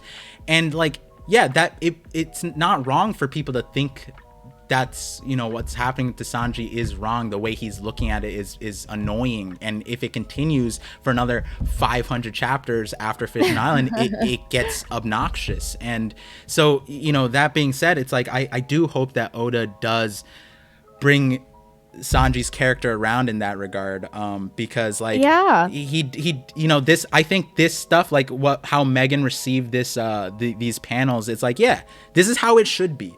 And Sanji, I think, is on the road to rehabilitating that, but it's been on a huge like stale, like it's been kind of stale for a long time, where like all the Sanji fans I know, even at the Reverie, we were all like, yeah, Sanji's fine, but we can't defend some of the things that have been going, and we won't be able to defend him by the end of the story if Oda doesn't address that. And he continues doing what like Fire Force is doing to Tamaki or something, and or like what other anime are doing to dudes with like nosebleeds, and that just being a gag type of thing. So yep. You know, hopefully we can change that dialogue. And I mean, with One Piece, I mean, definitely I have watched anime and read manga that are way more fan serving, if not borderline, or if, you know, like Monster Musume, like that is, you know, that's pretty much hentai. But I mean, there's a hentai version. There's a hentai version of it, but I would say that One Piece, there are some fan servicey things, but I mean, the good outweighs, like, not the bad, but it's not as annoying to me, it's because within there's a things context. Exactly. There's things that I've read that I've been like, I mean, with Tamaki specifically in Fire Force, like that might be a big reason why I stopped watching the show. Exactly. Just because it was just very, the plot was good, but it just took me out every time this character showed up and did these things. Like, it really made me feel like I wasn't taking it as seriously. Yeah. Because it was done so like out of context. Fire Force, it felt fire forced. Yeah. It really did. It just didn't feel like it was ever like like, organically woven into the story. It just sort of like randomly happened in very serious moments. Like there's very like the stakes are high, lives are on the line. She fucking trips on a banana and her titties or pop her out. just clothes will start getting burned off of her, and it's just like okay. Yeah. It's ridiculous. Yeah. So it's like, that's the thing with One Piece. It feels like there is an intention outside of fan service, and I hopefully we do get to that part, right? And so now that we're here, let's get into some of these super chats that people were sending, and to give everyone, and this is your guys' the alert thing again. When big news more. Okay, there you go. Sorry, I will read out the super chat. Oh God, I muted Oda. Oh, come on, dude. I muted Oda. Oda is donating in the chat, and you muted him. I apologize, Oda. Hopefully, the first impression of yours on my stream isn't. You're done. Yeah. All right, it's canceled. It's canceled. Stream canceled. It's over. Yeah. I'm deleting my channel. Delete the channel, dude. Go into hiding. Oh, jeez. Okay, so hopefully the rest of this isn't fumbled like that, but. What I will say, I might as well just read Oda's thing first. When Big News Morgan, thank you Oda for the $5 super chat. Appreciate you. You didn't need to super chat. I mean, we're reading your story every week, so. Yeah. When Big News Morgans announced Pirate Empress Boa Hancock is the wife of Yonko Luffy, the world will turn upside down. Will it? Do you think it will turn upside down? I mean, I don't think that'll ever. I mean, maybe it'll be like. I mean, Luffy would just be like. I don't think Luffy would ever do that. He's a ace mascot, asexual mascot. He's not about that. Yeah. He's not about that. He doesn't care. Ace mascot. No. Asexual. King. Yeah, he's a king. When Uta was revealed, one of the things I was saying is like, oh, maybe he promised Uta that like he'd be with Uta, and that's why he just doesn't care about anybody else. And I'd be like, damn, that'd be a Giga Chad moment. Oh my that'd be god! crazy. No way. Did you haven't seen Film Red yet? I haven't seen Film Red, but I saw the Uta episodes prior, so I don't. Okay. So there was nothing innately there, but I would imagine like the movie would probably hold off. Like there would probably be something in the movie to bring that out, right? If it were to exist. That's a very popular trope in anime too. Like, little kids promising other little kids that they'll marry them, and then they like live their whole life and be like, you promised you'd marry me, and they never let it go. Yeah. It's romantic.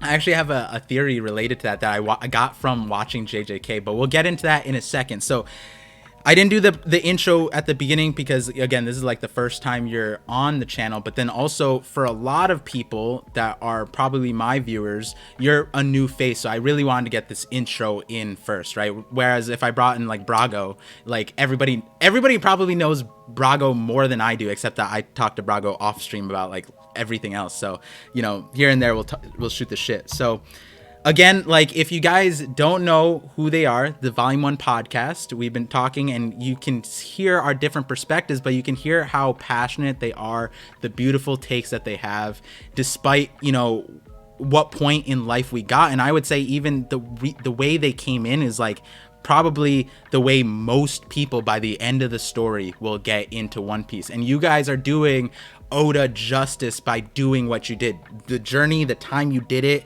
right before the last saga, as a fan of One Piece, I couldn't ask for a bigger gift. So their channel should be linked in the description. If I didn't do that, that's my bad, but I definitely did. See one of the mods, Phantom Greyfire, shout out. Yeah. Shout the link to the channel. So definitely go show them some love. They just hit 15K today on YouTube. And so, hooray, W's in the chat for that, because like we love to see a milestone on the day of a stream. I didn't I didn't have any part in doing that. I'm not like God or anything. But they have a podcast. I forget. I saw like you guys posted a thing. You guys are like number 9 on manga and anime, like in the Apple podcast thing. Yeah, it changes all the time. Every day. Changes all the time. So you got to screenshot it when you're up on the top, and then you got to post it. Little do people know that moments later it dropped a little bit. Yeah. So if we were to power scale, their channel, they might be newcomers to the scene, but they are beyond worst generation. I would say they're powerful. No, we're joking around as like worst generation would be like the newer One Piece. Like you would be in the worst ParVision's generation. definitely worst generation. Worst generation. Chaz, worst generation for the One Piece card game.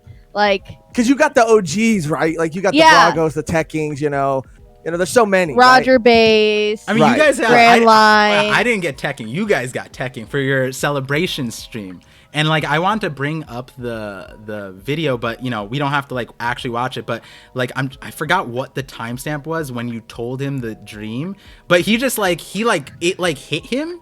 And then he smiled, and then he's just like, I think she just cracked the code. I think like everything was solved. Literally, my face hurt from smiling because I mean, we've had teching on our channel before, and we like love teching. We just vibe with him, and he's just a great guy. Yeah, he's just awesome.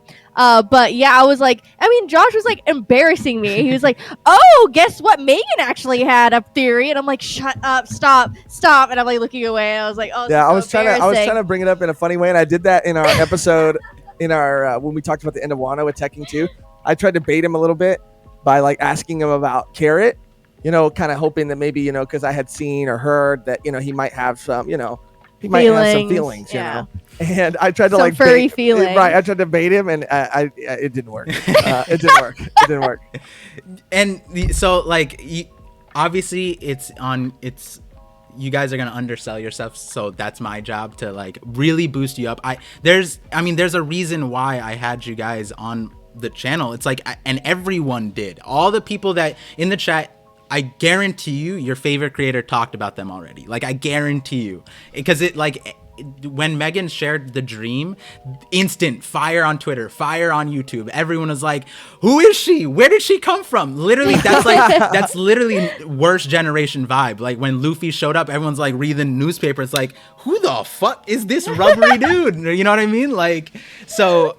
And I love that. And you guys, you know, and one thing is, it's like I never was in like a cosplay kind of realm or that kind of thing. But I think in the video, you guys had the cosplay up, or in the thumbnail. Yeah, we have it. I think it should be timestamped. We did a Bink Sake cover.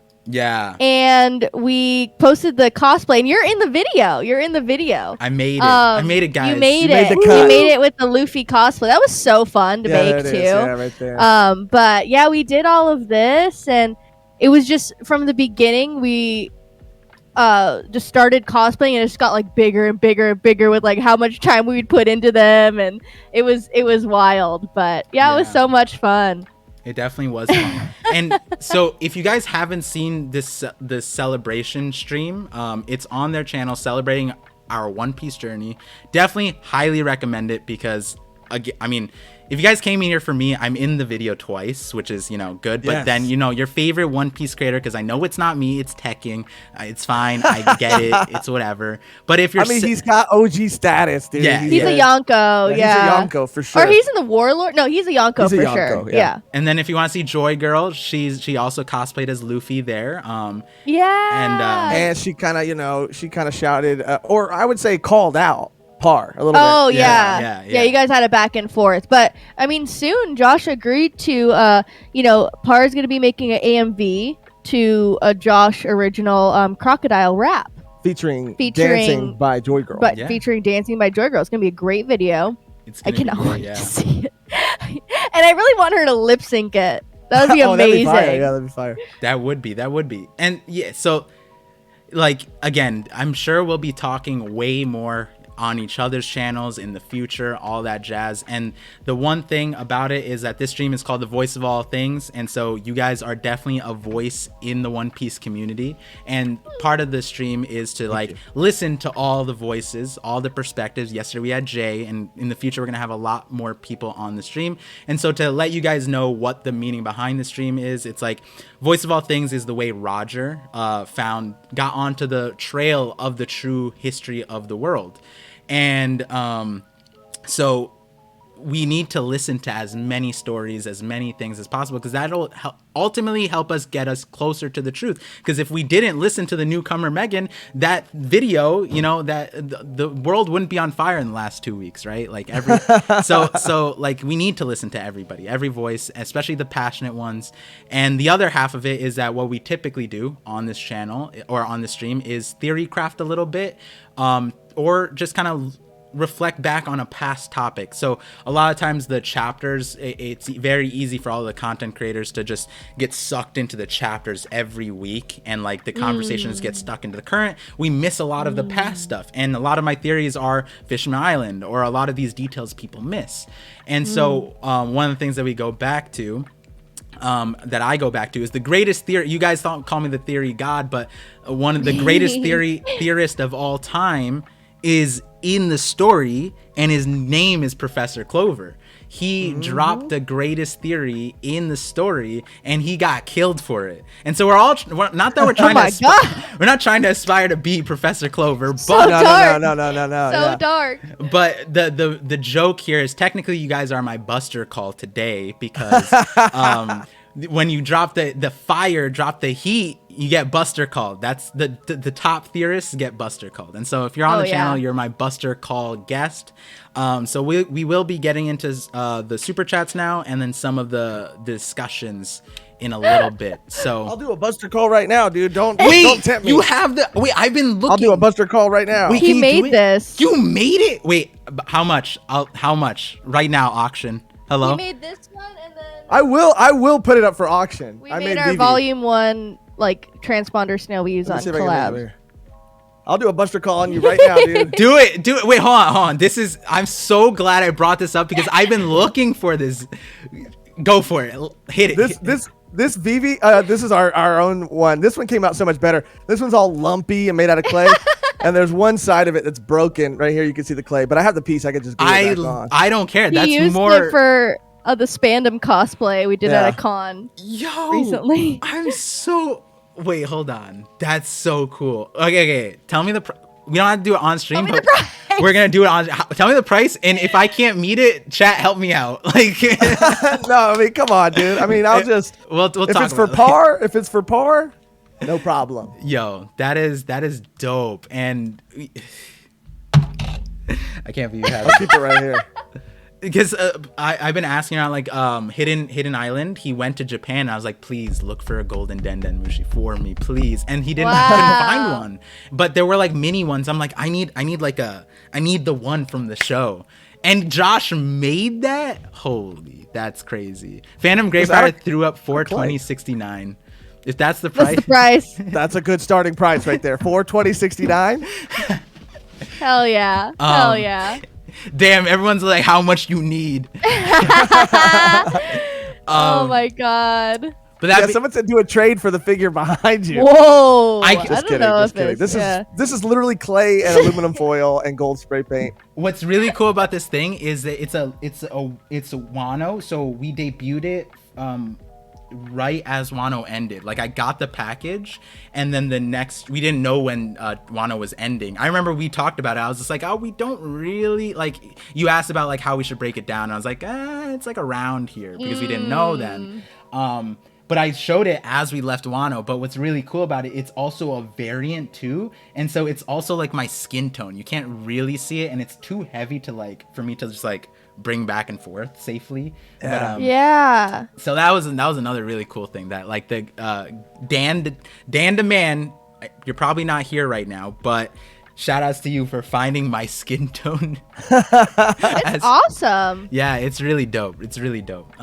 So and that's shout outs to you guys in the chat. Thank you guys for being so supportive and making this experience so exciting. So that being said, we'll hop into the super chats, and we'll answer things here and there. And if you guys see chats, I mean, Megan and you guys are already doing it. If you guys see chats, feel free to shout them out, and then we'll hop into some more of the theory discussion. And I imagine some of these will be related to theories. So, Time Lord's first message, he said, which Straw Hat or even One Piece character in general do each of you relate to the most, whether it be from personal experience, emotional reaction, For me, it's probably Usopp. As I mentioned, sometimes struggle to feel like I'm worth as much as other people.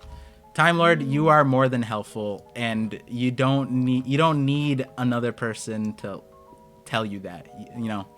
Shout out that name, Time Lord, dude. What are you from, Gallifrey, dude? The Doctor over here. That's the Doctor Who reference, I believe. I hope. Yeah, if you see him in your YouTube chat, he goes by Brandon King on YouTube. But oh yeah, Brandon King. We love Brandon King. Yeah. I don't know Brandon King. Where's his name, Time Lord, at? On Twitch. Yep. He's really active on Twitch. Brandon King, you just opened up a whole Pandora's box. I also like the way he spells it. He spells it time like the seasoning. Like we know. We know. That's awesome. Yeah. So that's a hard question. We would have to maybe say. I know you said Usopp, and I think that we relate to Usopp too because he is the most, I guess, like human of the bunch. Yeah. For me, it's Usopp and Sanji. Yeah. Yeah. It's a hard question. Which Straw Hat or One Piece character? Yeah, any character. Damn. Look, I know it's such an obnoxious answer, and I really hate to say it because it's like I relate to the main character of One Piece. It's just, I don't know. It doesn't. But I really do sometimes feel like I relate heavy with Luffy. I mean, because again, like, the world and the systems that are in place are constantly trying to put this man in a box, and he's just not going to be put in a box. And I guess I just mean, like, I just find myself feeling so frustrated with a lot of systems that are in place. Some systems that just don't feel fair, and so many people just seem to be either taken advantage of, or like the deck is stacked against them. And it oftentimes does feel like we have our own fucking politicians that are five elders, and we have like all this corruption in our government, and it just really bothers me. And so to see someone like Luffy just kind of go against all of that and do what he thinks is right, and fight for freedom and things like that. Like I strive to be that, and I feel like I have that in me. I'm not Luffy, but I do, I do relate to that. Like, just like wanting to just like do whatever the fuck you want to do. Like, who cares? Like, if people say you should do A, B, everybody has a plan for you, but what's your plan for you? You know what I mean? Like, and Luffy is like a proponent and an advocate for just following your heart and your dream. I fucking love that.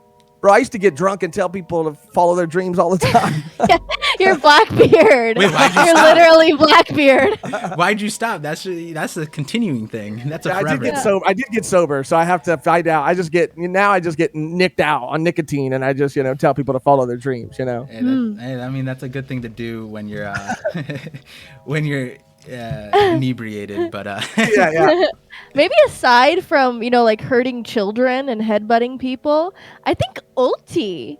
Ulti, really? Ulti, because just the way she talks to people, it's so funny, and she just says whatever she wants. She kind of acts like a brat.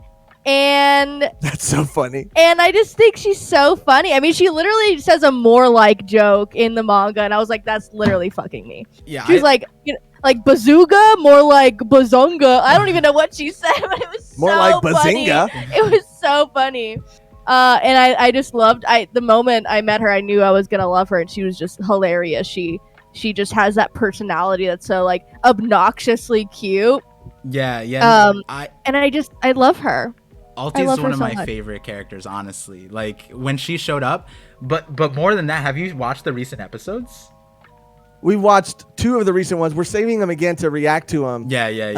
I think it's 10, we haven't. Yeah, 10:33, I believe. Ulti. I rewatched that Ulti scene so many times. Like, this is perfect. The voice acting, what she's doing. She's actually like the other part of it. She's like one of those female characters that like outdid everybody. Like, she took everything, and like people I remember getting into like a power scaling thing, and like people were saying who's the top Toby Roppo, and I think they were saying who's who, and I'm like, bro, Ulti took everything, and she's still standing. Yeah, like, Ulti's the GOAT. Like, she's so dope. And like, for you guys to see, I pulled up the cosplay for Ulti, because that one I think was a fan favorite.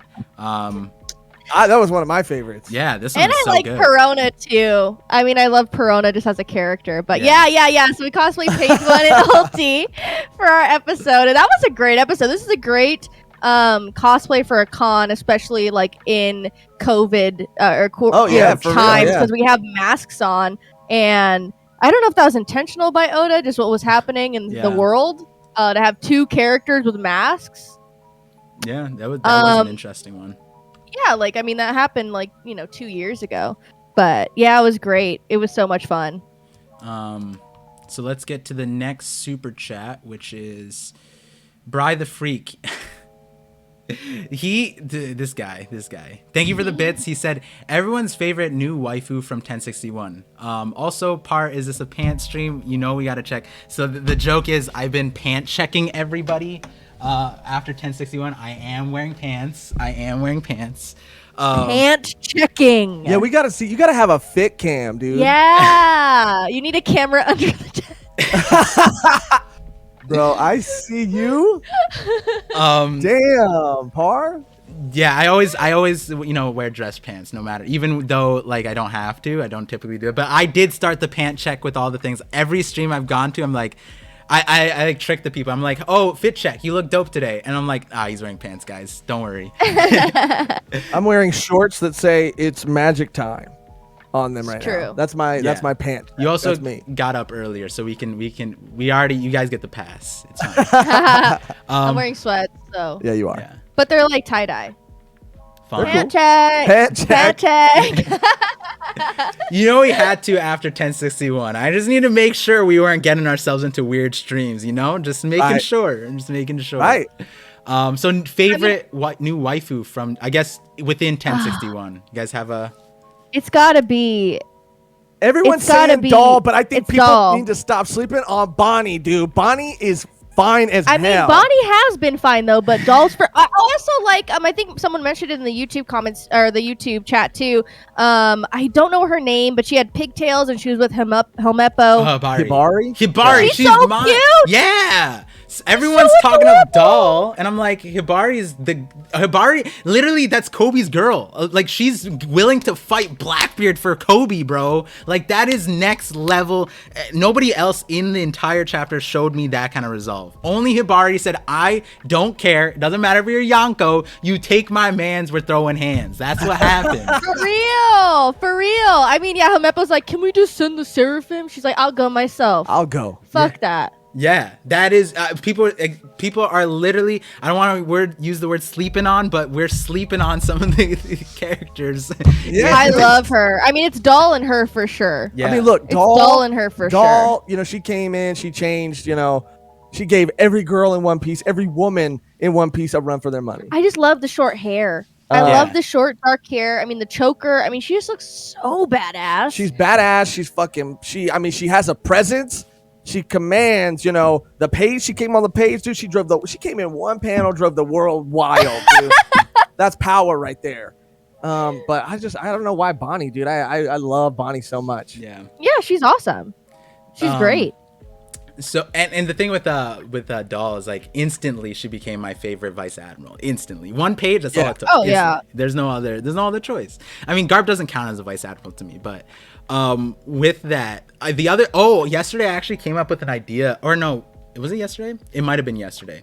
Hibari, she might have an interesting storyline with Luffy because the way I see it is if she actually is like head over heels for Kobe, the way I think Kobe's like indifferent to it, and so she's like the trope of like trying to get Kobe's attention, trying to profess her love, and then he's just kind of like whatever. But then but the way Kobe fawns over Luffy, she's jealous of Luffy. So when they meet, she's gonna be like, you're the guy who stole my guy, you know what I mean? Like she's gonna be mad at Luffy just because of how much Kobe loves Luffy and doesn't love her in that same way.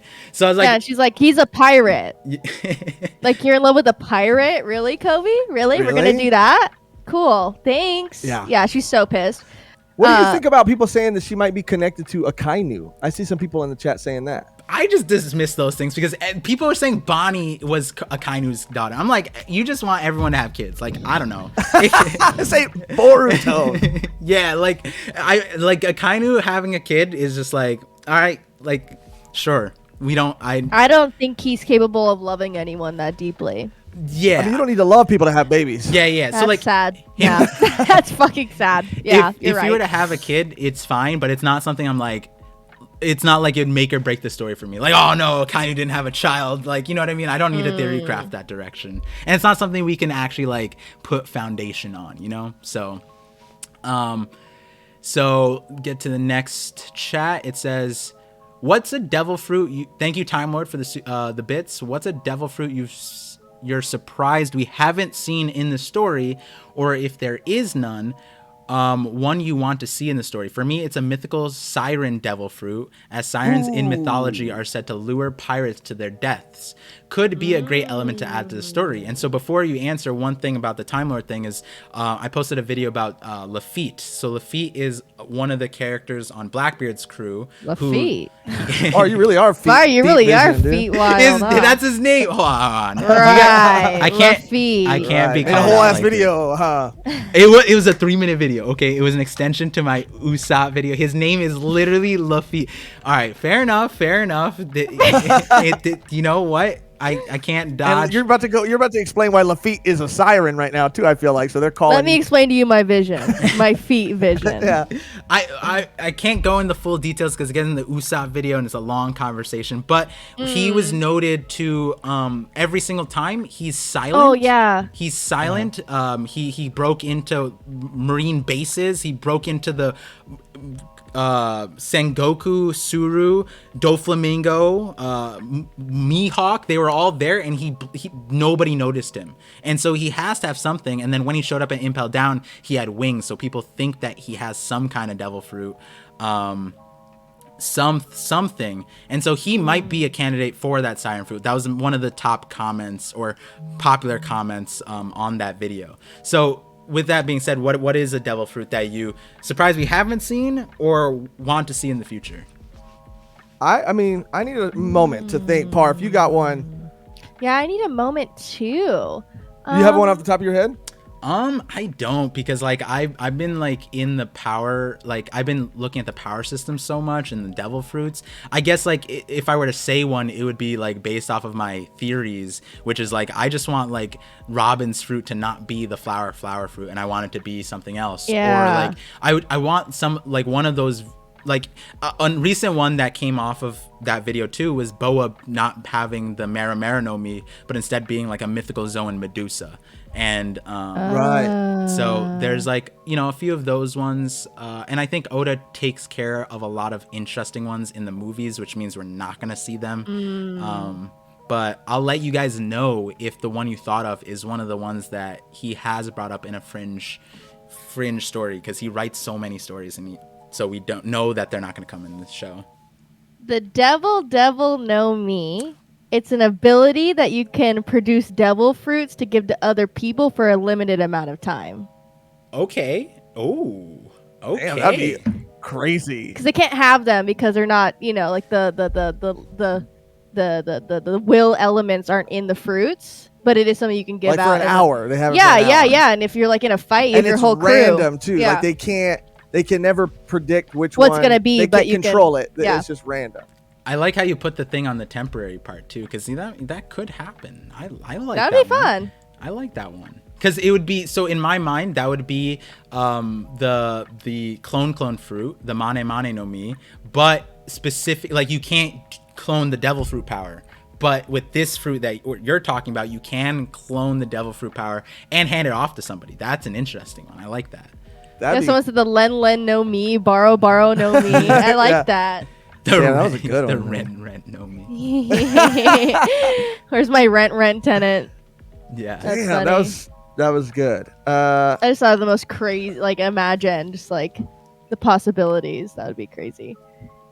I'm trying to think of abilities that, you know, we've seen in other media but haven't seen in One Piece yet. I mean, I was so surprised and face cracked and mind blown to see that there was a time travel ability. Yeah. I mean, that really fucking blew my fucking mind wide open, because I just never thought I'd see that in One Piece. Like, or, that was turning people into toys. well, that was a It's kind of a crazy well, there was just so much that went with that. Yeah, it was like 5 different abilities. It in was one. 5 abilities in one. That was a lot. Sugar, Par. I don't know. Have you ever talked about Sugar and all the implications of like just how her devil fruit ability just seems to be able to do so many things? Yeah, that's in that I think it's in the Robin video actually, where I was saying the whole point of that series was to point out paramecias that could be mythical zoans, and hers is a primary topic because it's like one of the things with Luffy's fruit is that at the base form, he's a rubber man, right? Like that is something that should have spoke to us that it's not an on-off ability. Whereas for Zoans, similar to Kaido doesn't have an on-off ability for his dragon scales. Even in his normal form, he has the durability that stems from the dragon scales, which makes sense that he's a Zoan. And so Luffy has the durability of a rubber man, and that stays regardless. And so he's a Zoan. And one thing that Sugar has is that she's permanently youthful. She has permanent age. She doesn't age at all. And it's like, is that something related to a Zoan? I don't know. And so like it could be a human fruit, honestly, in my mind, where it's like it just locks in her age. That just doesn't make any sense. Even the rest of her powers don't make sense. But I have a video called Mind Rope, I think it's called Mind Rope. Correct me if I'm wrong, chat, my mods, but where I talk about how her powers might relate to that concept too. It stems off of like observation hockey. Quickly with the mind rope, just to give you a point of reference, that theory predicted that Shanks would have Wi-Fi hockey. I don't know if you've heard that term around, but yeah, 1055, where he blasted and then out. He kind of did, he kind of did do something similar. Yeah, so that was one of the things I was saying. In the future, we would get a character, probably Shanks, because he's peak hockey, to demonstrate like telepathy on that level, and you would need a conqueror to do it. And then Shanks came in and was like, here's your ticket, Par. There you go. So, you know, Shanks didn't need, most people think that Shanks came in for Film Red promo, but I was just like, nah, he came there for me. He came there for me. But one thing I did want to show you for Megan's thing, Oda made this character, Chameleon, for One Piece premiere show, so it's like a live play type of thing, and Oda writes these. Shit. Yeah, he writes these and designs all the characters. If Oda didn't do enough already, and his devil fruit, look how dope this character design is. First of all, we're gonna find out that there's like 6 Odas. Yeah, because I don't know how he does all this shit. Yeah, and the power, the devil fruit they had is called the Copy no Mi, where he was essentially a reverse bounty hunter, where he stole people's Jolly Rogers, and he rolled up to Whitebeard, and he tried to steal his Jolly Roger, and he could copy anybody's devil fruit. And I was just like, wait, this character would have been really sick if we got this with Luffy. And one thing about him, here, I want to show you one other character, because this is one of my favorite ones, but yeah, let me go. I'm gonna run to the restroom real quick. Yeah. So with this one, he can copy anyone's fruit. It's super dope. But the character I want to show was Puggy. Have you heard of Puggy, Megan? No. Puggy is Buggy's. Is he a pug? No, he's Buggy's right hand, who's as strong as both Zoro and Sanji combined. What? Puggy? Yeah, Puggy. Like, that's so crazy. This is design. Oh, this guy's awesome. And this is what Oda does in his free time. He's a monster. Yeah, he's definitely a monster. Truly a monster. Wow, this guy's flashy as hell. Yeah, he is. He got polka dots, checkers. I mean, wild. The one thing with the Chameleon, if I'm remembering correctly, I'm forgetting now. There was something else about this character that was really interesting. But yeah, like, so, you know, we may not get the copy no Mi, but maybe we get the borrow no Mi, the rent no Mi. I mean, it's crazy. I mean, I'd said that. I was like, oh, that ability would be cool, and I was shocked that I hadn't seen it yet, but it was already done. Yeah. To a certain extent. Wow, crazy. Crazy. Yeah, so let's get through some of these other super chats. So Luis Vasquez with the $2 super chat says, "Happy Sunday to my 3 favorite YouTube streamers." Thank you, Luis. Thank you. Yes. Thank you. Thank you for the kind words, the super chat. Yep. Then we have JPEG Omar, $5 super chat. Appreciate you. He said, apparently Hibari speaks similar Chinese dialect as Akainu, implying that it's his daughter. Kobe took the W. Akainu's daughter loves him. Okay, that changes some things with me, because I thought the dialect was supposed to be like a cowboy thing. I gotta check the Viz translations, but does that change your perspective if it's a similar dialect as Akainu? That is interesting to me. I did not know that. Let me see the officials real quick. Yeah, it could be type of accent, but it might just be they're from the same place. Yeah. I like could imply that. Maybe not not necessarily. It doesn't have to be lineage. It's just, Yeah. I don't know that I don't know that I would. I don't know how I would feel about that if it came out that they were related. Right. It's interesting. So she goes, "I'm begging ya too, sir." Does Akainu talk like that? Really? Captain Kobe's done so much for me. For me? I feel like I've never seen Akainu talk like this, but that's interesting. I'll definitely look into that, Omar. Thank you for the super chat. Mr. Fan09 says, second stream this week with Volume 1 and ParVision. Double prizes. Oh, yeah, that's true. That is true. This is double Voice of All Things, and technically it's third appearance with Volume 1, technically. Yeah. Thank you for the €5 or £5 super. No, it's definitely an E. Oh, I always mix these up. €5 super chat. Appreciate you. Oh, and then we got Oda. I'm just gonna ignore Oda to continue the memes because I already read out a super chat. Super Lord AMV, thank you for the $1 super chat, but you didn't send a message. So if you had a message in the chat, send it and mods boost it up and I'll check it out. Fiery White Boy with the $5 super chat says, are all hyped for Frankie to learn to upgrade the Sunny. He's going to use a Megazord Sunny to fight the colossal battleship Sanwan Wolf when versus the Blackbeard crew. What do you guys think about that? Because I put my thoughts on that. I've heard a lot of people talk about that. Yeah. And it's definitely Frankie season. He's not going to walk. He's not going to walk away from Egghead Island without some knowledge, without something, dude. Whether it's going to be a Sunny upgrade or himself upgrading himself, he's not walking away without an upgrade. And yeah, I've heard people talk about that too, and people have talked about him turning the Sunny into some sort of like giant, mech or robot, Megazord sort of thing. But yeah, I mean that wouldn't be entirely out of the realm of possibility, and it would be something I would have the biggest smile on my face. I mean, again, Gear 5, opened up there's nothing that's not possible that Oda won't do, because he's clearly just having fun and wants to have fun.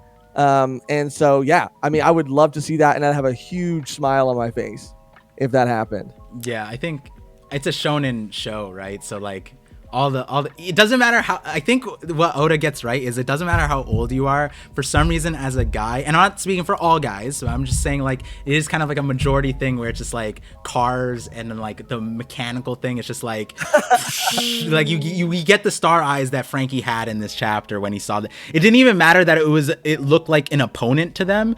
He was just like, first a giant robot, second, oh god, like, you know what I mean? Yeah. So I think that is a natural. I think that was like a fan favorite in general to have like the Sunny become a giant mecha. I have like various theories. It's interesting because in film Red we do see, I'm not going to give any spoilers, but there is something that happens with the Thousand Sunny. Are you talking about in the teasers or like in terms of actually the movie? In the teasers. Okay, we could talk about the teasers. I've watched that on streams. The chat. So honestly, that's your fault if you didn't watch the teasers. Imagine if somehow like Oda would tie that in to bring, like, that's the upgrade. Dude, that was my really? Yeah. So I predicted that would happen. I predicted that would happen, and people were like, "Nah, it's just a thing." But people were fighting me about the Cloboterman thing. I'm like, "How are this was a thing? Them going that was real transfer. It's a thing." And so I had the theory Mihawk is a sword. Oh, you did say that about the Sunny Kun. Yeah. So I had a video where after I posted my Vegapunk video, I had a lot of people responding to a particular point with the same question.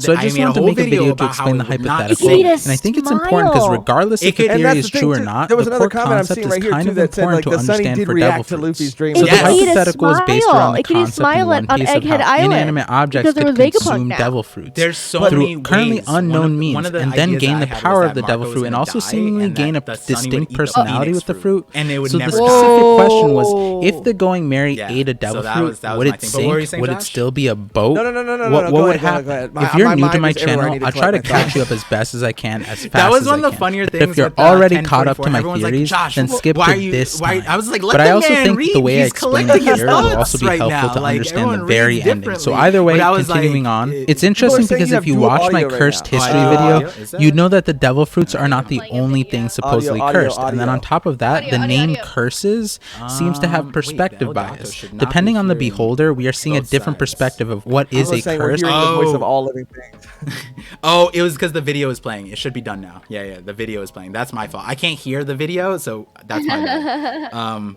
But yeah, there was this video where I was saying that the main point here, I'll bring up the thing, was that I think overall sentient objects are going to become a thing in One Piece. Yes, and for sure. One of the ones that people sleep on is chapter 899, the cover story. Now, if you guys saw this, but there is a giant pirate with what looks like to be a sentient shield. There was also Rakuyo in the Whitebeard Pirates, who had a sentient like mace type of weapon. Rakuyo. And then we know Vegapunk is putting devil fruits into objects. I'm like, the Thousand Sunny is gonna definitely eat something. So you saying that's why when you were saying that, I'm like, see, guys, like Megan is cracked when it comes to these things. Like, yes, these like she literally was just like, yeah, like this is definitely something that's gonna happen. You know, or at least sees the possibilities. I don't want to put words in your mouth in that regard, but here's the sentient mace, and it bit Kizaru. Like, that's how dope this mace thing is. Or I don't know what the weapon should be called. It's not a mace, but it's something. It's a ball and a stick. Is it it's like a morning star or something like that? What do they call it? Morning star? That's the name of a weapon. Really? Yeah. It's a crazy name for a weapon. That's a kind of morning cool star name. Yeah. But yeah. Wow, it looks awesome. It does. It's definitely cool. The old ball and chain. Yeah, what's that guy's? Is that guy's wife, dude? Jesus Christ. Oh my. But yeah, like the Thousand Sunny is definitely going to be real. So so just to get clarity, you guys haven't seen spoilers for Film Red though? No, we just saw like promo art and trailers. Yeah, we have no idea. Yeah, I think I was in that stream. I think I was in that stream where like the Mercedes-Benz collab thing. I was sending that. Oh yeah. The rap card. I think that was like my contribution to that stream. That was great. I do. Yeah. So I am curious as to what that form. And again, I don't know if we're keeping it, super spoiler free. It wasn't some of the trailers, or it was released in. It was released online, but there is something significant that happens to the Sunny. It was also in the Road to Laugh Tale too. Okay. And I don't know, again, how that happens in Film Red, and I don't know what the implications after that will be going forward. But yeah, absolutely, now that they're on Vegapunk's island. I mean, how convenient would that be if they don't have to dock their ship? Bro, and if they get a new fucking... the Mary and the Sunny are crew members. They don't have to dock their ship. They can take their ship with them wherever they go. Bro, that is next level. I fucking love it. And it would probably be kind of like almost indestructible because it's made out of the tree. Right. But I think even if it was like you said, like it was, sentient, and it had or could speak, or could, interact with them and go everywhere. And I mean, it just, the implications and the uses for what they'd be able to do with that would be endless. And could it have little things that come out of it, like like the little what are they called, the little additions that are on the Sunny, like imagine Chopper, the Mini Mary and stuff Chopper like that. Hates him. The Frankie. That would break my heart, actually. They hate each other. Chopper's like, this guy's fucking annoying. They're like, they have a Sanji and Zoro relationship. Chopper and the Sunny? Yeah, that'd be hilarious. That would be interesting, actually. It'd be, I can't wait. Because you think that they would be like friends, besties. Yeah, but they're not. That's so funny. I can't wait. I mean, it is November for us. Next month? No, 2 months. October's next month. Dude, I wanted to be here already. Yeah. So let's yeah, that's sad that I was telling you guys about Comic-Con and how they're early releasing the film. It's even more a slap in the face considering it's already translated in English, and we know that because they showed it somewhere else, and it's like, wait, why are we waiting 2 months for this? No. But yeah, and I want to see a couple just before we move on. I do, because I've seen a couple Insatiable Hunger. Insatiable Hunger. Yeah. I was gonna get to those right now. Those are the next ones. My bad. Yeah, it's your stream. Go ahead. I'm sorry. No, I mean that's what's fun about having other streamers on. Par. You guys are helping me keep the quality of the stream high. So Insatiable Hunger with the $5 super chat and multiple, but first one says, Josh and Megan, as having Spanish origins, have your parents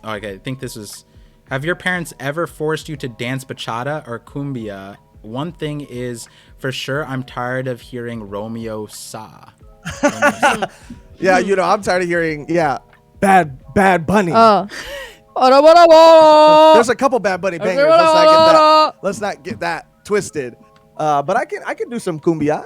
I've been known to go to a party and do some cumbia. I can relate for sure. Especially with like grandparents at parties. They always want you to dance with them.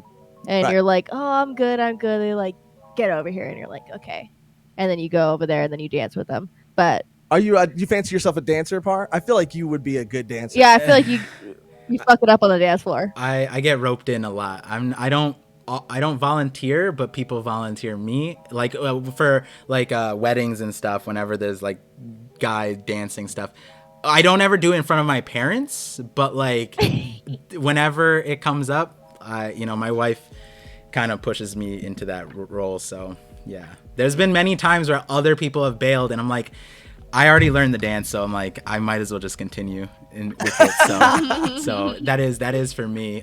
Question, since the Spanish origins, I never really asked anyone this question. With Dressrosa having the slight thematics that it did, with Spain and a little bit there, did it feel cringe or did it feel good, like culturally? I mean, I love Latina representation, and Viola. There's two. Viola, yeah. Viola. She was awesome. I loved her. I love her. I love to see tan representation. Yeah, Dressrosa was lit, dude. Yeah, it really was. That's good to hear. Yeah, that's, because like I like Dressrosa, and I grew up around a lot of like, I played soccer too, like my whole team was Hispanic, like a lot of my friends were, and so like, but still I'm not Hispanic, but I felt like, I was like, wait, Dressrosa kind of feels nice. I like this. I've never been to Spain. I've been to Mexico though.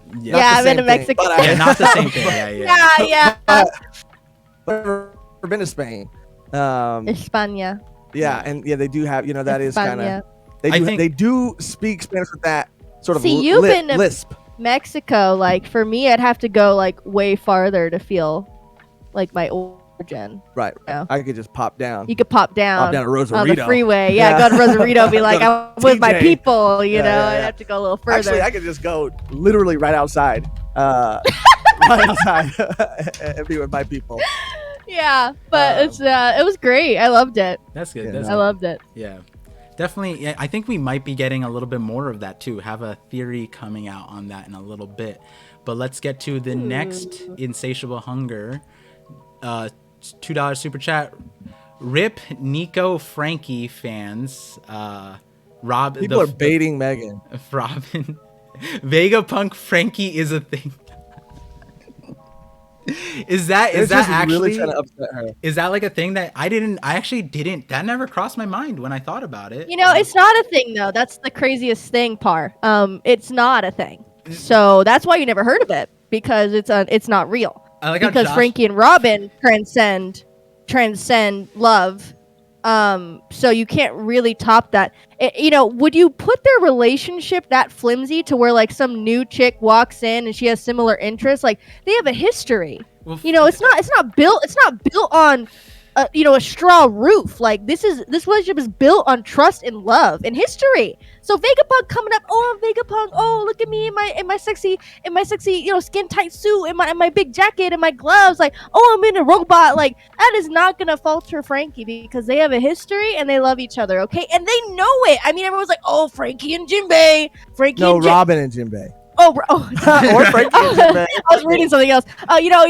Robin and Jinbei. I'm like, okay, they talked a little bit. Sure. Yeah, she does call him handsome. Yeah, sure. But they don't get jealous because they're comfortable with their relationship and they trust each other. So I don't want to hear this no nonsense. Vegapunk has Frankie's heart. Frankie might like the robot. Yeah, sure. But I will throw a wrench. I'll throw a wrench in this because I didn't know about this. This is me off the cuff.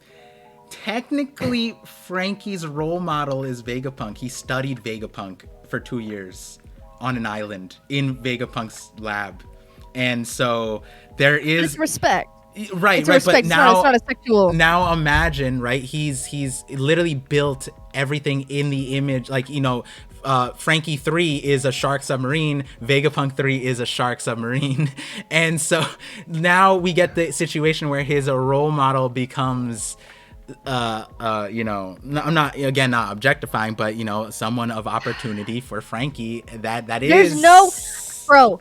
Vegapunk is definitely goated. Vegapunk does some shit. We don't even know for sure if it is the Vegapunk, first of all. Second of all, you're Nico Robin? Like, the Nico Robin? Like, he'd be dumb. No way. Technically, he spent more time with Vegapunk than he did with Robin. Technically, because he was in the lab for 2 years, and technically the trip is only like 4 months with Robin, I think. Technically. Yeah, people be okay, Oda, chill. Wait until Megan finds out Law and Robin are dating. There's a reason they were gone almost all of Wano. They were gone because they were handling shit. They were gone because they were handling shit for the crew. Yeah. They weren't gone because they were messing around. No. Explain this. Explain this. How do we feel about that? Explain it. Matching shirts. It's interesting because I don't think I've ever seen any of the Straw Hats match like that. Really. Go out of their way to match fair enough. I'm just like, my thing is seeing all the perspectives, and the Vegapunk one was interesting, but I'm not much of a shipper myself, but I'm just gonna err on the side of Megan's probably. I'm not trying to fight that. I'm not trying to fight that shit. You have no idea how utterly devastated I think I would fall apart. If this happens, I will. It's my last thread. God, please, Oda, don't do this. Like, I know we've had like Sanji with Pudding. We've had Zoro with what's her name in Wano? Hiyori. Yeah. We've had Luffy with Boa. I can't. My heart can't do it. My heart cannot do it. I'm telling you. I mean, I have faith because Oda has left us the breadcrumbs, and we are grateful, and we follow the word of Oda and the word of Robin. But damn, I mean, I don't know. The other thing is, Megan is very passionate about this. Yeah, the next super chat is pretty on point with, not on point, but on the topic. Insatiable Hunger, again, $5 super chat. Appreciate you. Thank you so much for being here. He said, romance in One Piece is tough. How would you tread these waters, Megan? You've seen Slice of Life. What would be the best possible solution without ripping the crew apart? Or I'm gonna add the part. Honestly, Oda would do some shit where it would be like the most, like at the end of One Piece, it would be the most throwaway line, but everyone knows what's going on.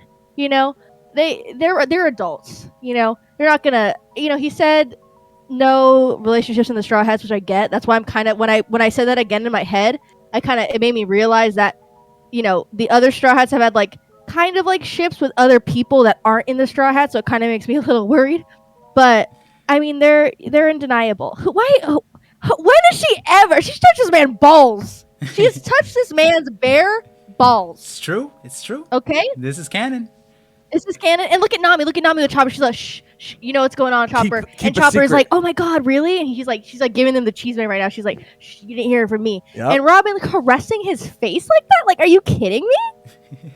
Are you kidding me? When did she ever caress someone's face like that? Like, they have a history, okay? And with Slice of Life, I love how he was really true. I mean, it could go on forever. He really truly made her realize like she wants to live, because he basically forgave her and was like, I put all this thought on you of being this like horrible child, like this devil child that ruined my life. But he was able to say, you know what, like, I want you to live. And she, for the first time, like, they had that relationship, all of Water 7 and his lobby. It was just fantastic. Right. And they just had, he defended her. I just love it. People forget that connection in Annie's lobby between Frankie and Robin, because it was like Frankie and Iceberg were both like indoctrinated to this idea that Robin, before they even met her, was gonna be a demon, right? But then as they crossed that bridge, it was like Frankie and Robin, it was those two.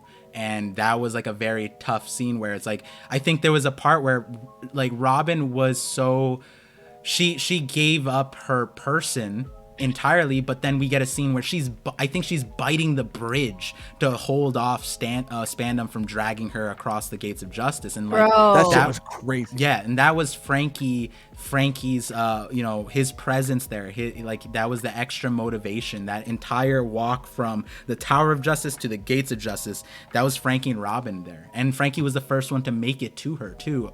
And he did not slap. He was a MVP of Enies Lobby. He fought CP9, but then he also saved Chopper. Then he also got to Robin. Like, if Enies Lobby is a Robin thing, it's also 100% a Frankie thing, and that shouldn't be forgotten, because through and through, he destroyed the blueprints. Yeah. Well, I mean, right? Frankie... he just went full out. He is so goated to those both arcs. And like I said, the crumbs are all there. There's a whole Reddit thread, I think, or maybe a Tumblr thread of like it's a total ParVision like circling panels, like really going into it. And I think that like Oda at the end would just be like, oh yeah, Frankie and Robin are together. Okay, cool. Anyway, yeah, I know I said never, but it would never be a big deal. Just like it's so many things. Well, he could still be right, and this still happens. So here's the thought, right? Like, we're gonna get into the theory part in a second, but right before that, he said like within the Straw Hats there'll never be romance. But what happened to Roger's crew after they found Laughdale? They disbanded, did they not? Yeah. The point of their crew was left, and they're all supposed to find their own journey. So is it the point that at the end of the story the Straw Hats disband?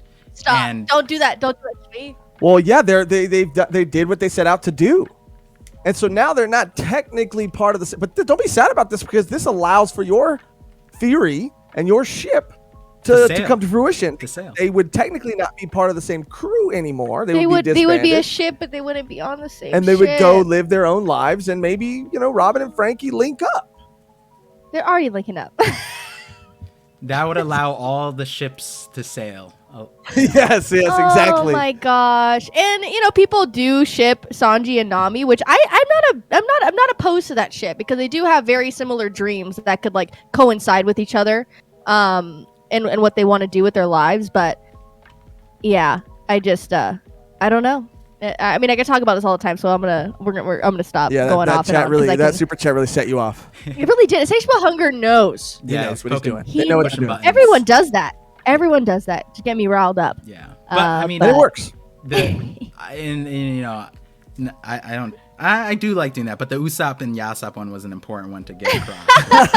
Yeah, that was important to start off with, to get the perspective. And so like we definitely got more perspective out of you guys. And so now, given that you caught up to the series, now you're getting into the theory space, and I think that amongst the theorists that I know, you had the greatest debut as a theorist, because now you are.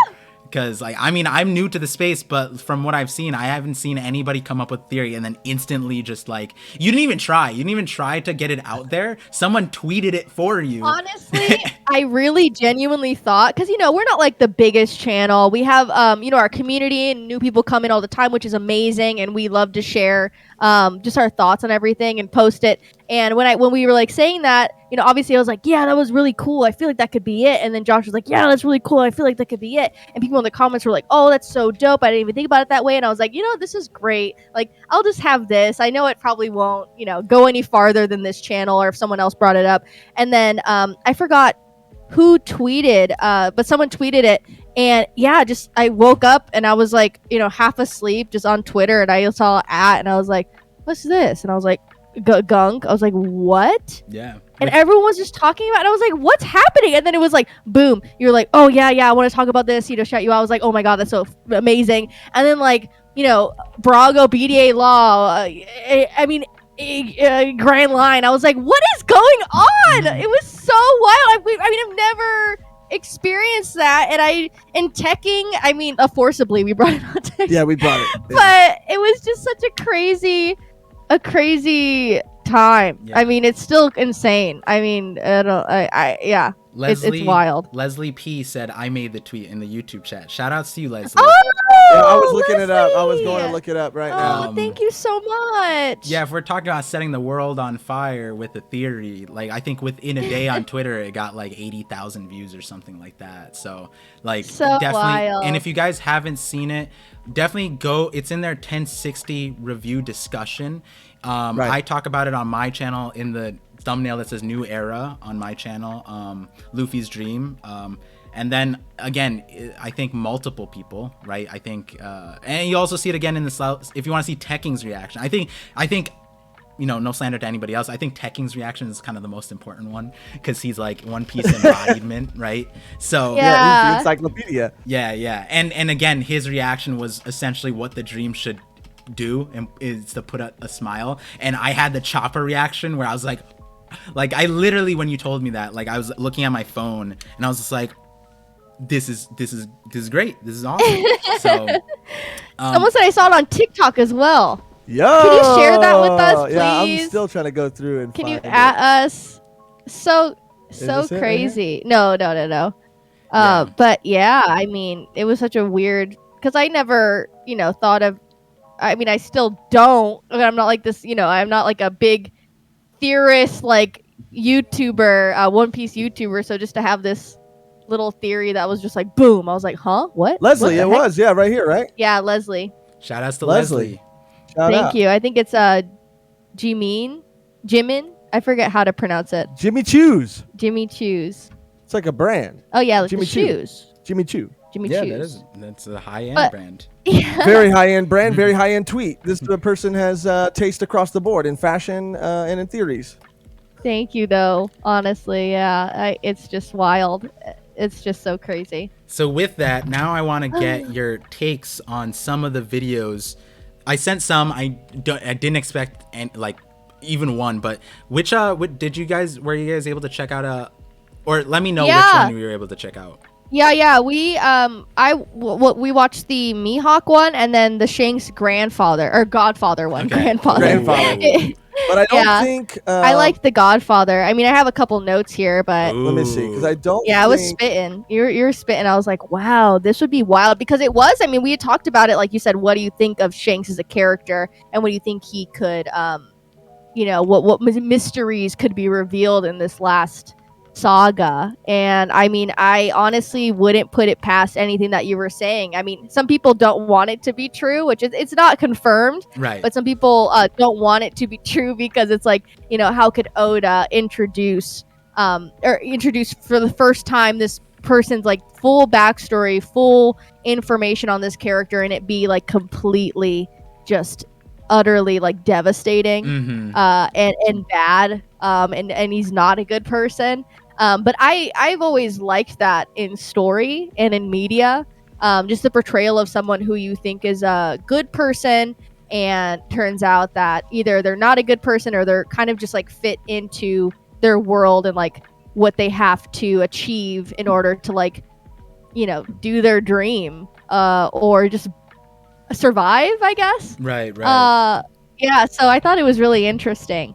And I did want to say too, just in regards to that theory, I thought it was really cool. I was just thinking about it too, like, obviously we don't know, or it hasn't been confirmed that Shanks does have a devil fruit. And I don't think anyone in his crew has one. From our current knowledge, no. The only one is Lucky Roo, possibly. Yeah. So when you said, this was just like crazy. When you said, that he's possibly king of the under ocean lines, that was like, that would make so much sense, because if they have no devil fruits, then that wouldn't matter to them. Yeah, and like that would be a plus. Yeah, it'd be an advantage. Yeah. And I was like, whoa, like what? It's one of those things where it's just like one of those things that you just like miss across because it was in transition in and out of Fishman Island, and it's like that seems pretty important, you know what I mean? Like we're getting to a point where so I posted this before 10:55, so Shanks didn't get like he didn't show up, he was there at Wano, and the point being like the way he was talking about it, he showed up to Wano and then he's also like, but let's go get the One Piece, or let's go deal with Barto. And it's like, how does no other pirate crew is out here just like we can go wherever we want, and it only makes sense really if they had like a transportation system like that, right? So yeah, and one of the things was, it's like, you know, one of my focuses on the videos to make people smile, but that one was to make me smile because I loved seeing like in the live chat on the side you can see people when I dropped like the human trafficking black market thing, you can see the live chat, everyone's like, he did not just say that shit. He did not. I've been seeing so many reactions recently where people clicked out of the video, like big streamers. They were like, I can't watch this anymore. And I started dying. I was like, I can't believe, because like there's a few like really big, I mean obviously huge Shanks fans. So King of Lightning is a huge Shanks fan. I got on his stream and I convinced him to at least accept the possibility of it. And I'm wondering, like, is that something that you think like Megan, you said that like you kind of like that trope, right? But do you think that it would be that much of a stretch for his character that you've known so far? And for you guys, you've seen it more compact, right? Like most of us, like some people don't even remember the first time he saw Shanks years ago, 20 years ago. But you guys saw it all within a year. So that consolidated information, does it seem like he would do that kind of thing? I mean, I don't know to what extent. But again, we talked about, I think he's like he could be either a morally gray person pirate, or he could be, you know, the opposite and just be a bad guy. The vibe I got from the latest time we saw Shanks, was that he, you know, didn't want to see Luffy. He knew what the Gomu Gomu no Mi was. And you know, Luffy ate it on accident, but then, you know, he put all of his eggs in one basket to Luffy. And when you talked about Kid and Killer. Also Killer, it was like, wow, I mean that could be a possibility, because, you know, again, anything in One Piece is possible, and there are these like bad things happening under everyone's, you know, vision, I guess. People know it's happening, but other people don't. Or don't want to believe it. And I think that would be just crazy. I mean, it would be like, don't meet your heroes, or, you know, Luffy ending up finding out that this person that he's looked up to all of these years is not a good guy and doesn't represent what he thought he did, which would be another just like eye-opening experience for Luffy, and like a great you know, area for him to develop as a character even more than he already has. Right. Josh, you have any visceral reactions from the Godfather Shanks video? I mean, do I think Shanks is capable of something like that? I mean, child trafficking, just like emphasizing it's not like his main focus. It's more so like, because he's in that realm, if he didn't take the helm of that industry, it would be significantly worse. Right, and I think I can't remember if we were talking about this previously or not, but you know, the idea, in a sense, that Shanks being morally gray ends up being sort of this like Ozymandias-esque kind of character where, you know, he has good intentions, I suppose, or his end goal is for the betterment of the world. Thanos. But how he gets there is kind of not doesn't you know, mix very well with sort of Luffy's ideals, or it causes Luffy to question who Shanks really is. So him, by taking like, I guess, control of that, to make it slightly better than it would normally be. I mean, that would mean, if that were true, that he was still taking part in a really like not cool thing. Yeah. And I don't know if Luffy would, I don't think at all Luffy, no matter what the end game was for Shanks, he would definitely not agree with that. Right. Could I see Shanks doing something like that? I mean, it's not entirely enough. out of the question. I mean, I do think, especially in later chapters, you know, we have kind of seen this like other side of him that has always kind of been there, and it does feel like Shanks still, it doesn't feel like he's taken some hard turn and has started to go down this darker road. I mean, he's always been this very powerful and mysterious person that is really capable of kind of anything. And I don't think it's entirely out of character for him to do something like that. And when you said that Shanks, he was a kid on a very crazy pirate crew. Him and Buggy were like children. So it is interesting why immediately when Luffy maybe ate this devil fruit, and this ties into too if he was able to be, under the sea and use that as a way to get to point A to point B, it would be very interesting that, why didn't he take Luffy with him then? Yeah. Why did he say like, oh, wait till you're a great pirate? It's like, okay, well, you've been a kid on a pirate crew, it's capable. Like, wouldn't you want him to train with you? Because you are a very skilled swordsman, like you are skilled in hockey. Like, why wouldn't you take this kid with you? Because you know what his devil fruit is capable of. Because you know that something's not right with the Gomu Gomu no Mi. It's not just that. So, yeah. I mean, in a sense, it could be the ultimate maybe test, I guess. Well, that's what, Jose Larios, but Shanks didn't really acknowledge Luffy until Luffy said he wanted to surpass him as his, and his crew. So, yeah, the ultimate test, I guess, but... And then the ultimate test to be, okay, it's solved now. It's good. The ultimate test is done. He's like, nah. I mean, it's not, though. Maybe. I mean, maybe there's more to it. Maybe. I mean, what could be more? There's always more. Of course. There's so much more. There's always more. And so a thing with my channel is that what I typically do is each video kind of like connects to each other. So like one video isn't like on its own. If I put my entire stream of conscious into like one of these ideas, the videos be so long, and like my community is like, make longer videos, and I'm like, you don't want that. Like, but so what happened before the Shanks video, I prefaced it with a few Shanks videos, but the other one, I want to run this thought by you guys, because this is very like, this is chapter 1 stuff. Is there a world? Okay, so I'm gonna run the theory backwards to you guys really quickly, because I just want to hear your thoughts on the thing. The straw hat. So there's 2 things Luffy got from Shanks. He got his devil fruit.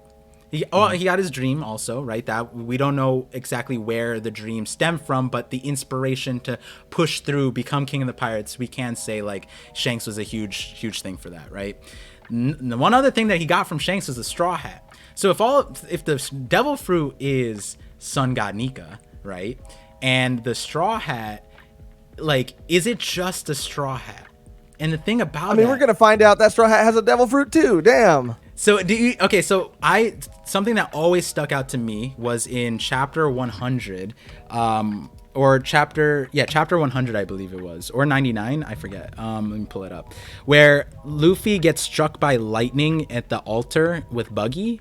And what was really focused on after the lightning hit wasn't, or before the lightning hit, was there was a spark between the straw hat and the sword that Buggy was swinging. And it's like, if it was in a storm, you wouldn't really need this kind of like interaction here. I'll pull up the panels for everybody.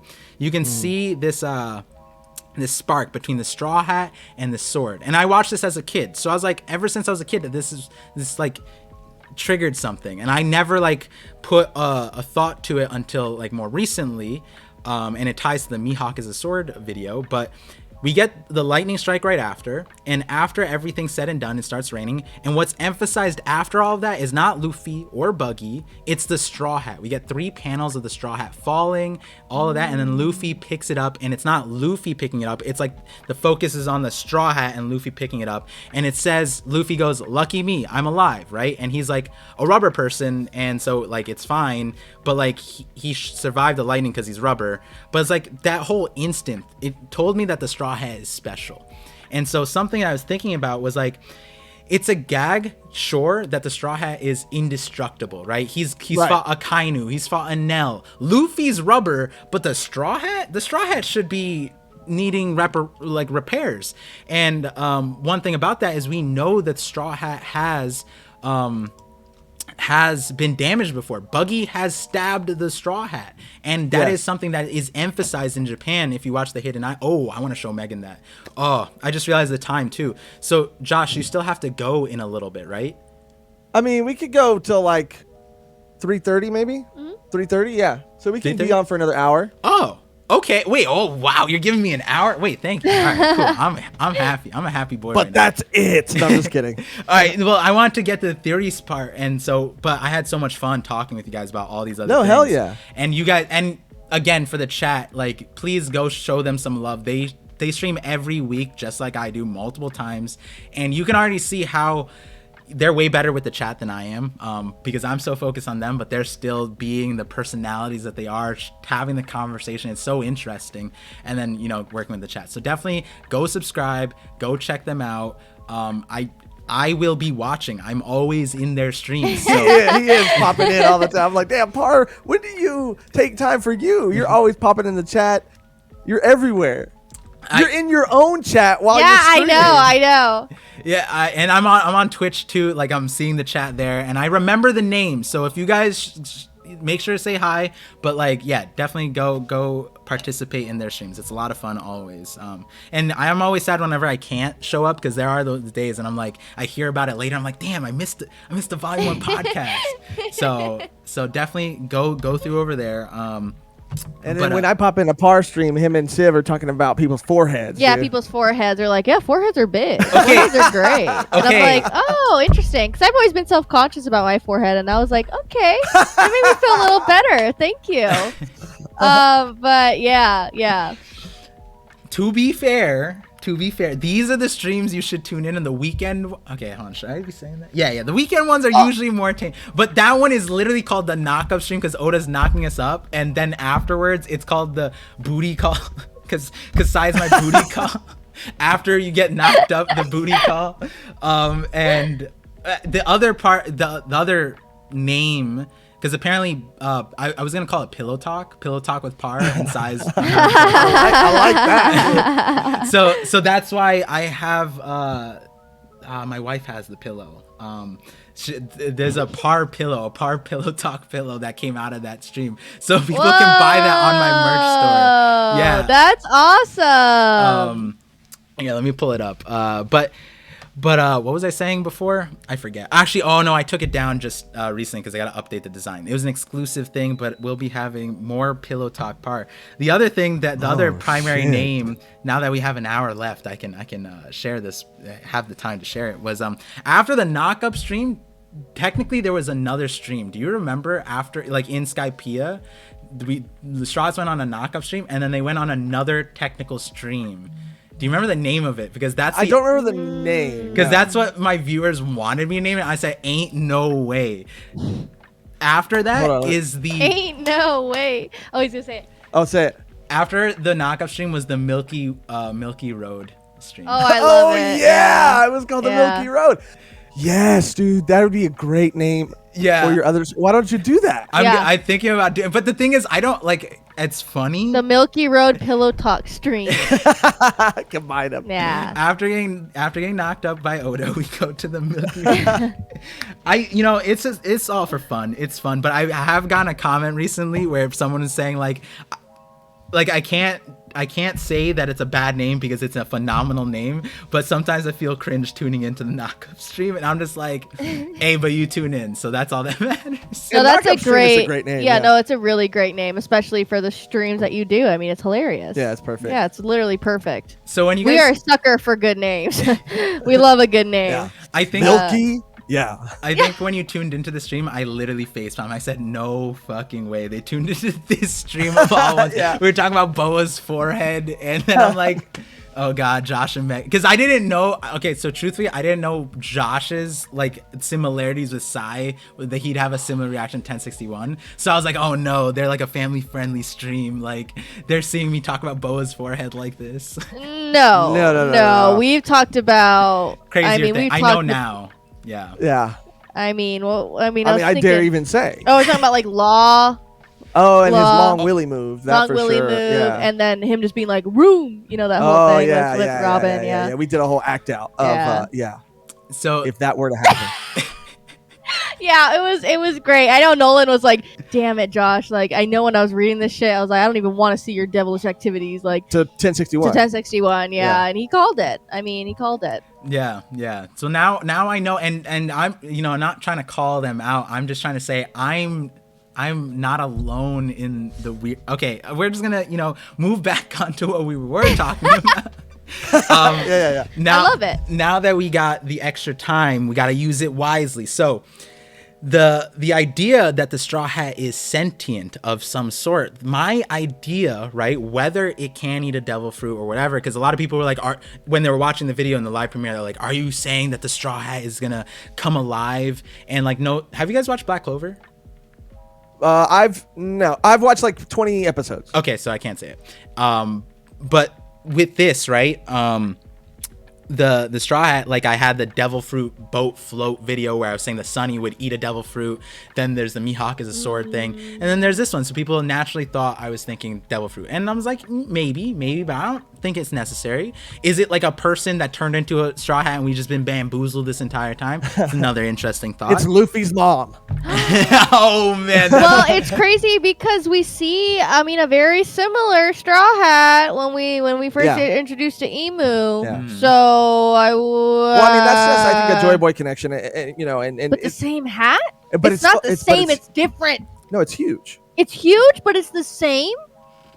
Style wise, because we've seen Straw Hats on Wano, and they're not the same. They're not the same at all. Yes, it's literally the exact same hat. Yeah, which is so interesting. And so, I feel like there is greater importance to this hat. And so, what I was proposing is that the Straw Hat is a Viva card. It's made out of Viva card, and Viva card for who? And that's where it gets interesting, because the thing about Viva cards is that they are also indestructible. Waterproof, fireproof. The only way they can be destroyed is if the lifespan they're attached to gets, we saw with Ace what happened, right? Ace, right. It burned. It disintegrated. Yeah, we saw what happened with Ace, right? Yeah. I was like, we saw what happened with Ace. I don't want to relive it. Yeah. I don't want to relive it. And that being said, the only thing that you can do to a Viva card is tear it. Buggy was able to tear the Straw Hat. It was able to damage it. So there is that connection there. Now, whose lifespan would it be tied to? And that's where I think that because one of the big questions is, how did Shanks find that devil fruit? How did Shanks find it on a government CP9 ship of all places? And it seemed like they weren't aware that it was a government ship. It seemed like they were just raiding a ship. But that specific fruit seems so important. And so what I was saying was that it's the Viva card for Nika. And that's why it's indestructible, because at no point has Nika's life in the entire story has ever been jeopardized until the Kaido thing. But like Gear 5, I think a lot of people can agree that Gear 5 Luffy kind of handled his shit. And so it wasn't really like burning the Straw Hat, the Viva card kind of like level of destruction. So let me just ask this then. So if it's the Viva card to Nika, that is the same hat that obviously Roger wore as well, the same Straw Hat, and Shanks, but Roger before Shanks. Yes. Mm-hmm. So number one, I guess they obviously then weren't aware, or Roger wasn't aware, and if he was aware, is there a reason that he himself didn't come across the devil fruit himself?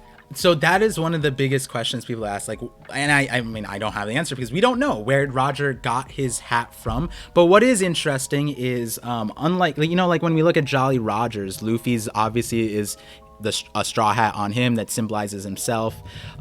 We see like Shanks, it's the scar on the thing, that's him. Roger has a very interesting Jolly Roger where it's not of anybody we've ever seen in the story, where like a double mustache swirly thing, and I pulled it up on the stream so people can see. But that being said, I think that after Laugh Tale is probably when Roger realized, like, because having the true history, that's when he realized that the Straw Hat would be important. Shanks wasn't there at the Laugh Tale thing, but I think a lot of people surmise that he got a lot of the history somewhere, somehow. And I have a few videos talking about how I think Shanks masterminded like so much within the story. And like, in the Godfather Shanks video, that was one of the notes that I said that if Oda made Shanks like he's most similar to Shanks, and I'm not trying to say that Oda's a trafficker or anything like that, but because a lot of people are like, how dare you say that, Oda? And I'm like, where did you hear that? What the point of the video was saying that Oda is a mastermind, bar none. Nobody can tell me otherwise. And Shanks definitely, if he's gonna be similar to Oda in that regard, that's what it would be. And another thing about it is like, whether or not you believe the Godfather Shanks thing, I do think the underworld or Yakuza type of thing would make sense, because a lot of people don't recognize that the manga and anime industry is cutthroat. It is cut fucking throat. Like, and Oda has been not a day one, but he was one of the progenitors of one of the greatest eras, if not the golden age of manga and anime, similar to Roger Shanks being a part of that thing too. Oda has a lot of inspirations that predate him, similar to how Shanks has an inspiration in Roger being the like maybe Astro Boy or other different things. We talked about Studio Ghibli, a lot of the different inspirations that could come from that too. And so the way I see it is like, I think a lot of people would say that Oda has inspired so many so many manga artists, mangaka on his own, and he's been boosting up people left and right. Even a lot of people would say Otto, the artist, the singer, she's a rising star in the industry, and Film Red being attached to her is a huge boost to her. And so it's like, I think Oda in paralleling it to Shanks might be doing a similar thing in that regard with Luffy or in general, and that's kind of the idea with that. And so with the Straw Hat thing, I think that he did know. I think I'm on the board that he did know about Nika, the fruit, and the Straw Hat's connection. So after Luffy did eat it, he saved Luffy. And this is kind of the morbid part, because like, maybe Shanks didn't. So there's an interesting panel in chapter 1 where Shanks was like, there was like a smoke bomb or something that the Higuma threw, and it makes no sense for Shanks to be like, oh no, I lost Luffy. And to this day, when I look at that panel, I'm like, that's so odd to me, because even his crew is just like, oh, Captain, blah blah blah, and it's like was he trying to bait Luffy here to like die and get the fruit back? And I was like, the only reason why he would want to save Luffy in the instance that he was in is because if the Sea King ate the fruit, then what would happen to the fruit? If the Sea King ate it, then we saw with Big Mom, she ate Mother Caramel, got the fruit, so then the Sea King would have Sun God Nika. He had to intervene. See that exact same thing happen. Yeah, so that scene always, like, I'm like, this is a, like, now we know. Actually, if you guys didn't, the Uta episodes, did you guys watch the Uta episodes? No, we haven't. Need to. We need to. Okay. We've been waiting. I want to watch it. Yeah, we just need to do it. We just need to fucking do it. So one of the canon elements, and I won't tell you it so you guys can watch it, is we understand the caliber of Shanks in this chapter from those Uta episodes. And there's another thing called Volume 4. Yo, Chin, thanks for stopping by. Appreciate it. Later, Chin. I know it's like 6 a.m. for you, so. But what was I saying? Oh yeah. With this thing, like, he used Conqueror's Haki in this chapter. He has observation Haki. Like, that just, it doesn't make sense for him to get blitzed by a smoke bomb or like, confused by it. So I'm like, maybe it's after that moment when he bet his arm on Luffy that he's just like, okay, time to give the hat to the owner of the hat, right? Because if the fruit and the hat are connected, then that's the thing. And so I think some people have been trying to see if there's scenes where the Straw Hat kind of like floats towards Luffy in any scenes or like that, but it's one of those interesting things, because I think it adds to the Shanks manipulation kind of like grand scheme. Totally does. And also, like, when you think about it, like, what did Roger say to Shanks, and people have made this theory before too, of like how maybe Roger told Shanks, or Shanks was looking for the Gomu Gomu no Mi for a purpose. Right. There's a theory that he was looking for specifically Ace, but I don't think that timeline adds up. But I think he knew about Ace. Am I wrong? I don't know. In my opinion, when people brought that to me, I don't think it makes sense for anybody on the Roger Pirate crew to know about Ace. The only person who should have is Garp, because after Roger disbanded, Rayleigh said he never spoke to Roger. So if he never spoke to Rayleigh about it, I don't know, like, if he would be like, maybe he could send a letter, maybe, but it seemed like he was keeping super low key, had a kid, he was imprisoned, executed. The only person he said was like Garp. And so Garp had Ace. I don't think anybody else knew of Ace. And in the Ace novel, I believe Oda did flesh that out with like when Shanks and Ace met, Shanks understood at the end of the conversation, but it was like implied that there was a connection, but it was never like on the surface. So got it. Yeah. So like, I mean, I think there's so many context clues where I'm just like, I think Shanks is this guy who's been just pulling the strings. Well, I do think that, for example, that Vivri card theory, I think, really does hold up. Is there any other logical person besides Nika that the Vivri card could be tied to? Because we learned, I think, in Thriller Bark, from Emu. I mean, I don't know, but we learned in Thriller Bark that Vivri cards are made from like toenails or nails. Nails. Something. Yep. Nails, and which is kind of funny. Luffy's just walking around with a toenail hat. But is there anybody else it could be? Because I do think that there is something to the idea that it could belong to, not that it would necessarily have to float towards Luffy or anything, or it would just be like, drawn to him, but that it would just belong to the owner of that fruit. But is there any other person that it would make sense for it to be connected to?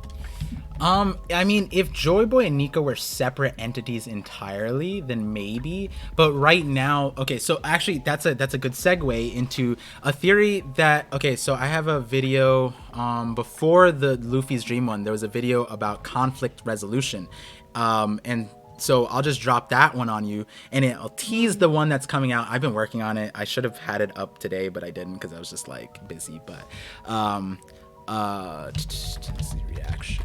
The thing that I was trying to get at was that Eam hat might have been the original. It might have the hat that Eam had might have been the one from the original timeline, and the straw hat that like Roger had was like done in the image of or similar to. It was like it stemmed from because like, as Megan said, it's a similar design, right? Straw hats don't have to look like that, and normally they don't look like that.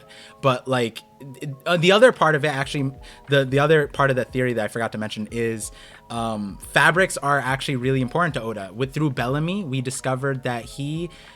After he retired as a pirate, he became a professional dyer, so he makes pirate flags. And in a cover story, we find out that he is working with unbreakable fabric. And so I was thinking that ribbon is the unbreakable fabric that is around that thing. And so like it's just weird because it's like, especially now we know that these cover stories are so important. So like why would Oda go out of his way to just like show us unbreakable fabric through an important character like Bellamy, if it were to not tie around this important idea? I think it relates. But the video, the conflict resolution one, here's the question: did you guys like the Davey Back Fight arc? Davey Back. I loved it. I loved it. I loved it. I really liked it. I loved it. Megan loved it. It was so fun. Okay. So it was just so fun. Like it was just like. It was like, people call it like filler, like, but it just felt so fun. I mean, Afro Luffy, come on. We wouldn't have Afro Luffy if we didn't have Davey Back Fight. I just enjoyed it a lot. People gave me a lot of shit for liking Foxy too. Ooh, that's a hot take. You like Foxy? Okay. He's just like he's a goofy character. That's what I love about One Piece. Yeah, I liked it, but Megan was obsessed. Yeah. Okay.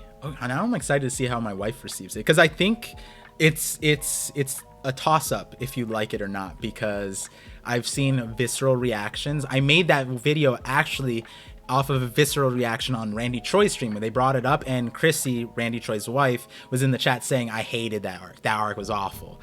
And I actually don't know if Chrissy is like an OG like Randy, because Randy's been reading since like 03, and I'm like, that's crazy. But I know about Chrissy, so I wonder if like the time when you receive the Foxy arc changes the interpretation. But do you guys think that the Davey Back fights are important to the story? Like going forward, are we going to see another one? I know that's an idea floating in the air. That would be interesting. I mean, because it's not only Foxy's idea, right? It's a tradition. It's like an old thing that has been done.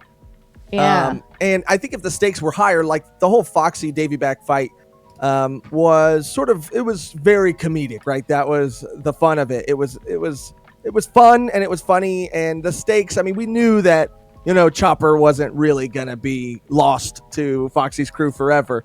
But I do think if the stakes were higher, and maybe if it was with another crew, like a same caliber, like imagine Shanks' crew, right, versus the Straw Hats, and that'd be a Davey Back fight. See, that's what I mean. If it was with a different crew, I might take it a lot more seriously. But I don't know that even obviously Luffy wouldn't stand for if they lost and lost a member. Yeah, no. I don't think Luffy would stand for that at all either. Oh, Listerine Mouthwash, I could see Blackbeard and Luffy doing a Davey Back fight. What would be fucking crazy. That's what I'm fucking talking about. That's what I'm fucking talking about, Listerine Mouthwash. So with that, so I'm actually just gonna decide to just spoil the video, the one that's coming out, because I'll put it here, but a lot of people, you always spoil us. Yeah, because you guys get me so excited. You spoil us. Yeah, you're like, I'm just gonna drop this before it's even come out. We're getting the exclusive shit right now. That is what would fucking do it. Blackbeard versus Straw Hats in a Davey Back fight for Robin. I mean, that might be where you're going, but. No, it would be interesting because, like, the thing is, I feel like Blackbeard doesn't need Robin. Like, maybe he does, maybe he doesn't. But, like, at this point in the story, he's already demonstrated he has more knowledge than other people. Like, he has knowledge that, like, even Robin could never bring him. And with that, right, so something about the Davey Back fight that's really interesting is I don't think that the Davey Back fights that we saw from Foxy are the true Davey Back fights. I think that like Foxy, he was kind of like not a gag character because, he introduced a lot of interesting things, but I would say that the notion that he brought up was he sullied a lot of things, right? There were rules, there were things, and he cheated. Yeah. He did a lot of these things.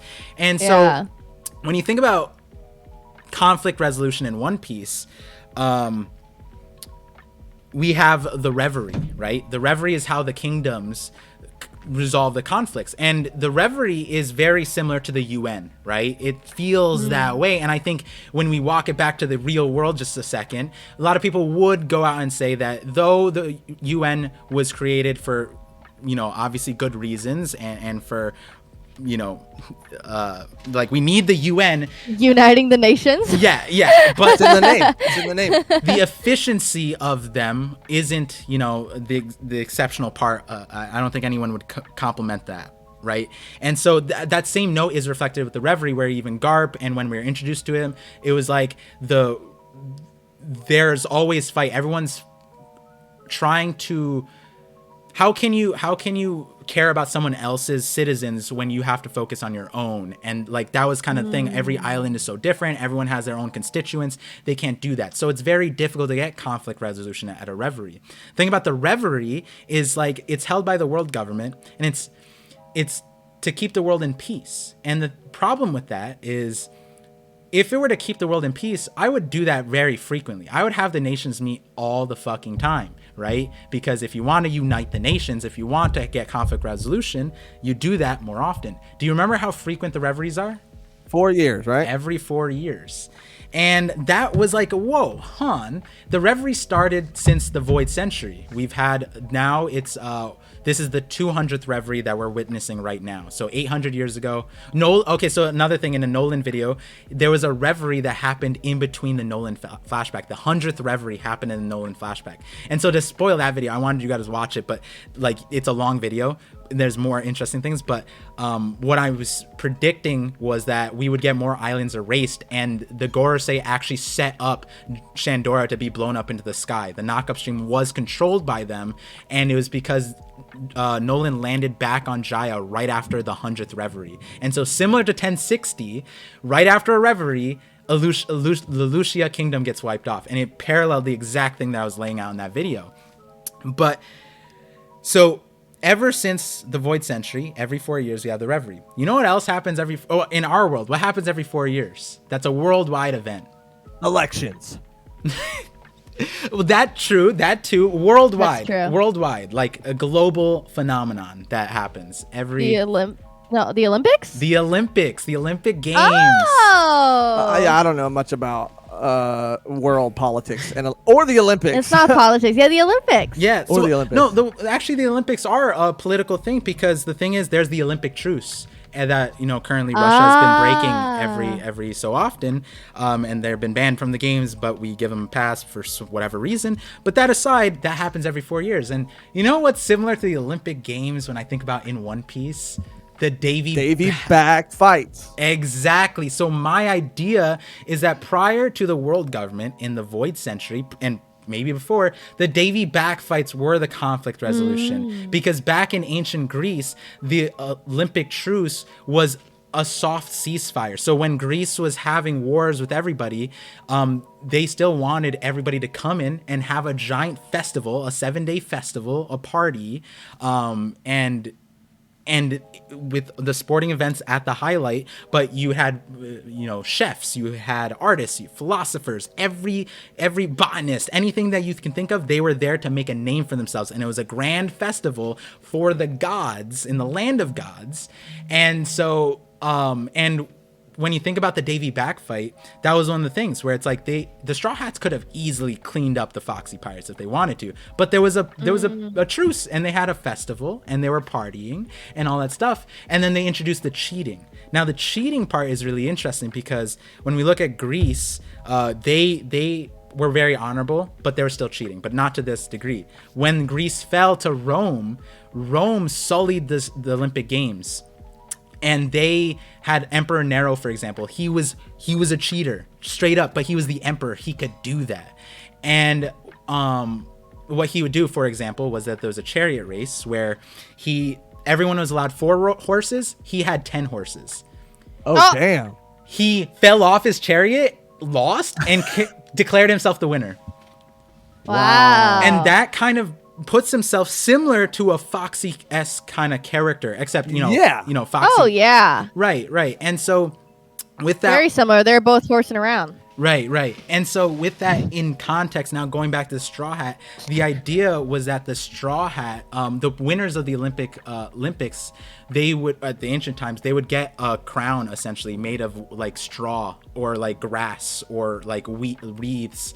And so no way. So then the idea is that these the Straw Hats were symbolism for the winners of the Davey Back Fights, and and also the ancient Olympics, you were declared heroes or gods. And is Nika sun god an epithet from the Davey Back Fights?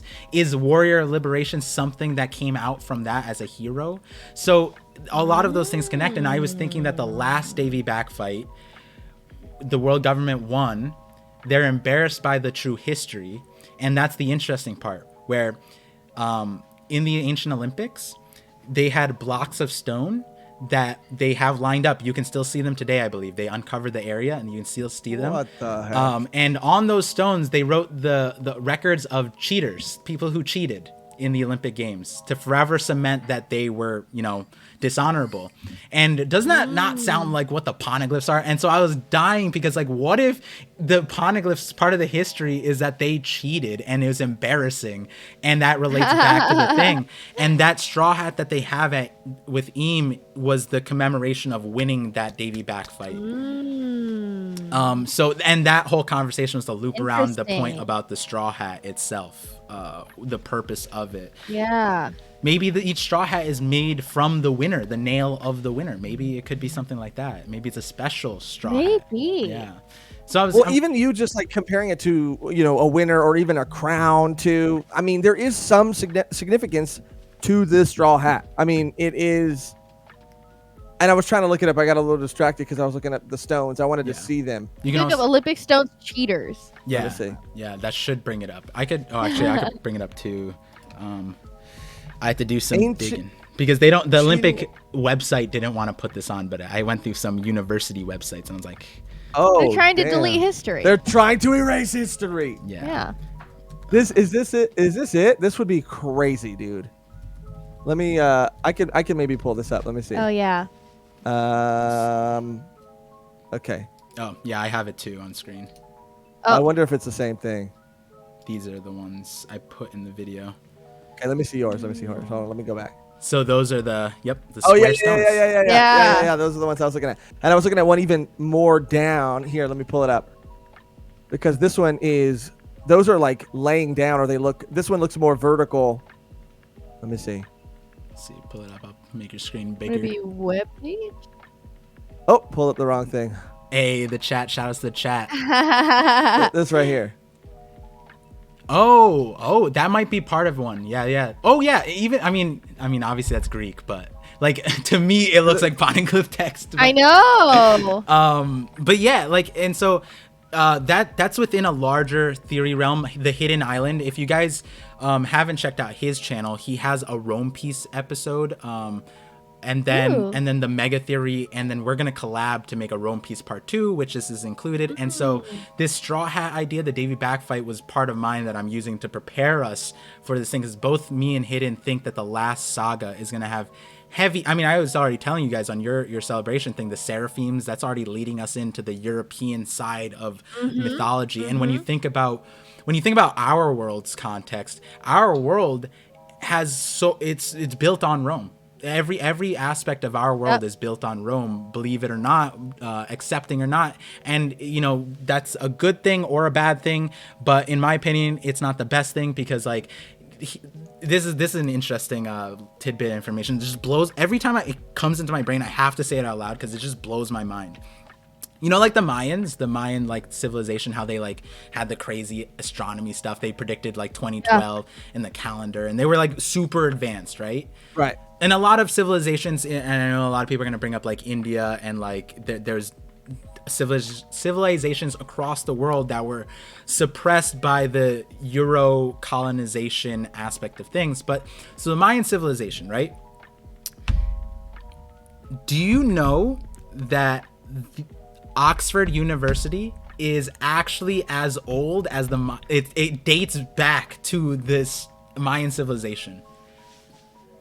No, I didn't know that. Oxford University. When you think about Oxford, you just think big brain. You think about it's like the Harvard of the world, right? Yes. Yeah.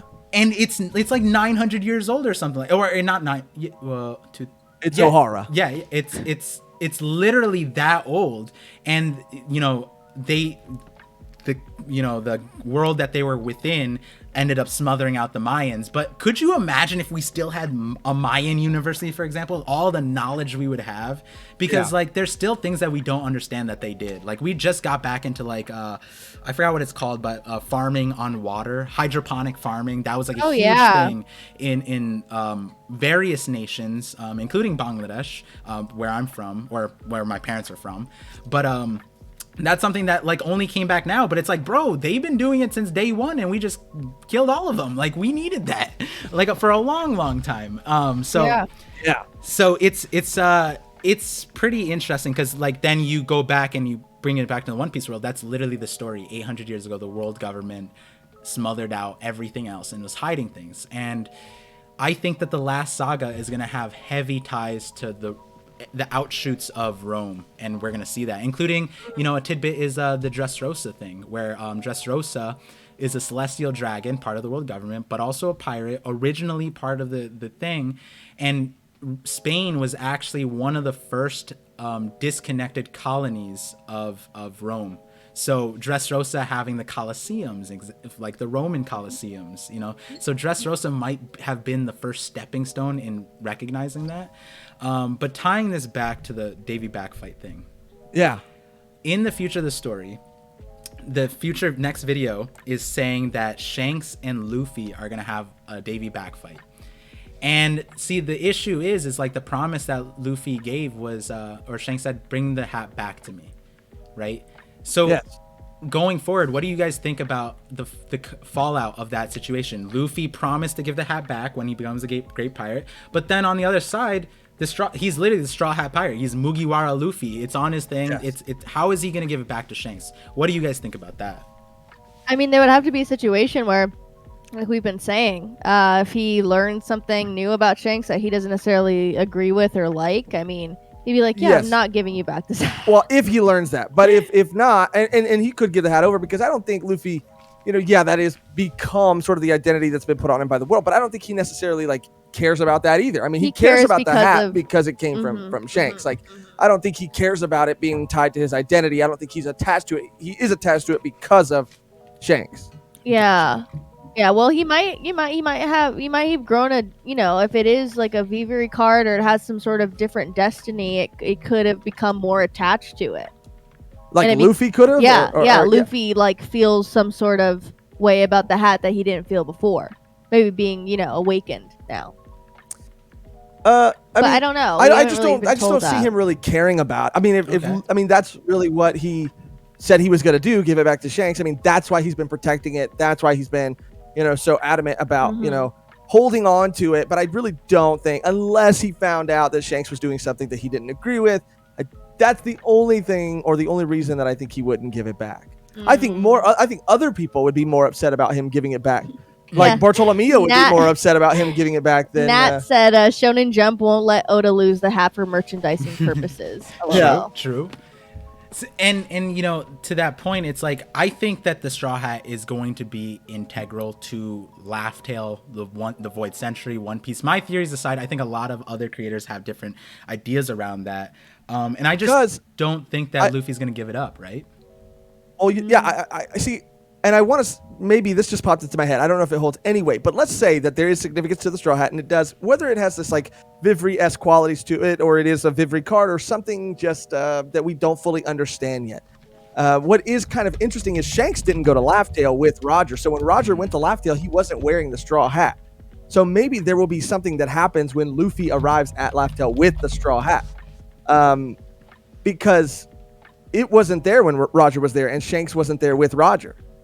So we haven't seen, maybe something will happen when, Luffy arrives at this destination with the Straw Hat, if it is connected to, Laugh Tale or Joy Boy or whatever. Right. And like it'll start glowing when he gets there. that would be kind of cool. But and so like there's like this setup right now where Shanks and Luffy meet. There is some kind of like thing where it's like we have to figure out how that chapter 1 promise is resolved. And so my idea was that it would be a Davey Back fight, but even more so because what I just said about the importance of Davey Back fights and what the winners received. If the Straw Hat holds greater importance, I could see them having like Shanks saying like, this Straw Hat is more important, you need this Straw Hat to be the Pirate King or something like that, right? That would be like, okay, then I need this, right? But then Shanks is like, no, like you promised to give it to me. And then they have a Davey Back fight over the Straw Hat, and that's the stakes that would elevate, like we were saying, like Josh was saying, like the better villain if a better pirate crew was their opponents, that kind of thing. But also if we remove the cheating aspect of it, they're pirates, sure, but if the original Davey Back fights weren't what Foxy showed us, which I just kind of like, even without the Olympic stuff, I just don't hold Foxy to be a person to just like hold true to traditions like that. Like he would be more opportunistic. And so the other part of that was, right now, from chapter, I think it's 1059, Luffy has 9 senior officers, right? And Blackbeard has 10 Titanic captains. And there's been a lot of talk about who's joining the crew, all this stuff. I never cared much about that, but when I realized there's 9 officers, 10 Titanic captains, it's like, I think there might be one other crewmate. And in my head, what popped up after someone commented this on a YouTube video was, is it possible that Shanks is that 10th person? And my logic for it is, after the Davey Back fight, because the Straw Hat is either Shanks or Luffy's, you have the Davey Back fight, and then you get absorbed into the other crew. You let go of your flag, and that was the other part of the Davey Back fight. You have to let go of your flag. That's the other stake. So Luffy has to get rid of his flag and join Shanks's crew, get rid of his crew, like, because Shanks would only want Luffy or something, or some of them. Or the opposite is Shanks. Luffy wins and he gets the Straw Hat, he gets Shanks and whatever else, or he just absorbs Shanks into the Grand Fleet and he becomes an officer. And I'm going to show you why in a second, but I just want to hear your thoughts on that part right there. Gut reaction, I can't say I love it, because I am more inclined to believe that there is going to be some sort of controversy, and something is going to maybe pit Shanks against Luffy. But I don't know how I would feel about the resolution of that conflict to be Shanks joining the crew, because we've seen, he has warlords of the sea under him on his crew now. And so, the next level now that he is a Yonko, to have other Yonko on his team under him now. But I think Shanks is just like in a... Yeah, and I think Luffy, exactly like with what we saw with like Ace and Sabo and Luffy, they were all like, they never once said like, let me join your crew. They were like, we're all going to be captains. Right. Like, we're going to do our own thing. But Shanks would have to do it. I think what is being said is like, Shanks would have to do it if he lost, whether he wanted to or not, whether he liked to or not, and vice versa. If Luffy lost. Yeah. But I think maybe Shanks would fight. I don't see Shanks being on Luffy's crew, but I could see Shanks fighting for Luffy because he is so powerful now. I could see him being like, okay, Luffy, I'm the one who gave you the straw hat. I'm the one, who gave you the Goma Goma no Mi. You got to pay me back somehow. Yeah. You're going to be on my crew now. So, and I'm going to show you the thing. Actually, no, I'll say this one first. So, I was thinking power-wise, it'd be kind of crazy. But I also feel like endgame of the powers, it's going to be so high that what we've seen already doesn't even match. And I think that supported that. We're starting out the last saga with seraphims. A Mihawk seraphim sliced an island in half, right? The end game of One Piece is going to be so absurdly powerful that whatever we've seen so far is not the end story. But the other part of that is I was thinking about how Luffy and Buggy are parallels, right? They're now parallel Yonkos. And something about that happened recently with Buggy is he has a cross guild, and underneath him is Mihawk. Mihawk, who's been time and time again parallel to Shanks. They've been rivals, they've been all that. And I was like, oh, what if that's the actual lineup where Buggy gets this absurd power that is right now, I don't think anyone would think that Buggy, he can't slash Buggy technically, but Mihawk can win, right? Mihawk is that guy. And so having that parallel with Shanks there would be kind of interesting. And then in the video I went a little bit further and I was like, Crocodile's parallel would be Doflamingo, because I had this running theory that Doflamingo would become a good person. Actually, hold on, that's an interesting one. Have you ever come across that, Doflamingo becoming a good person? No. I don't think it would happen. Okay. I don't think it would happen. Okay, so this is a fun one. Okay. So do you guys, Suru, she has the most broken One Piece power. Fun fact, whenever someone asks me if what devil fruit power I'd bring into the real world, given the ramifications is, after you have it, it would go to somebody else, because that's how devil fruits work. So you have to consider, if I brought a Nell's fruit, right, I could be a good person, but that brings a whole terror to the world, right? So my logic is that I would bring Suru's fruit. Do you remember Suru's fruit? Vice Admiral Suru. That's the what is it, the cloth, the laundry or something like that. Yes. And do you know why I'm saying that I would bring that fruit? Is it because I just bad with laundry and I just know how to I doubt you're bad with laundry with that fit, dude. You take care of your clothes.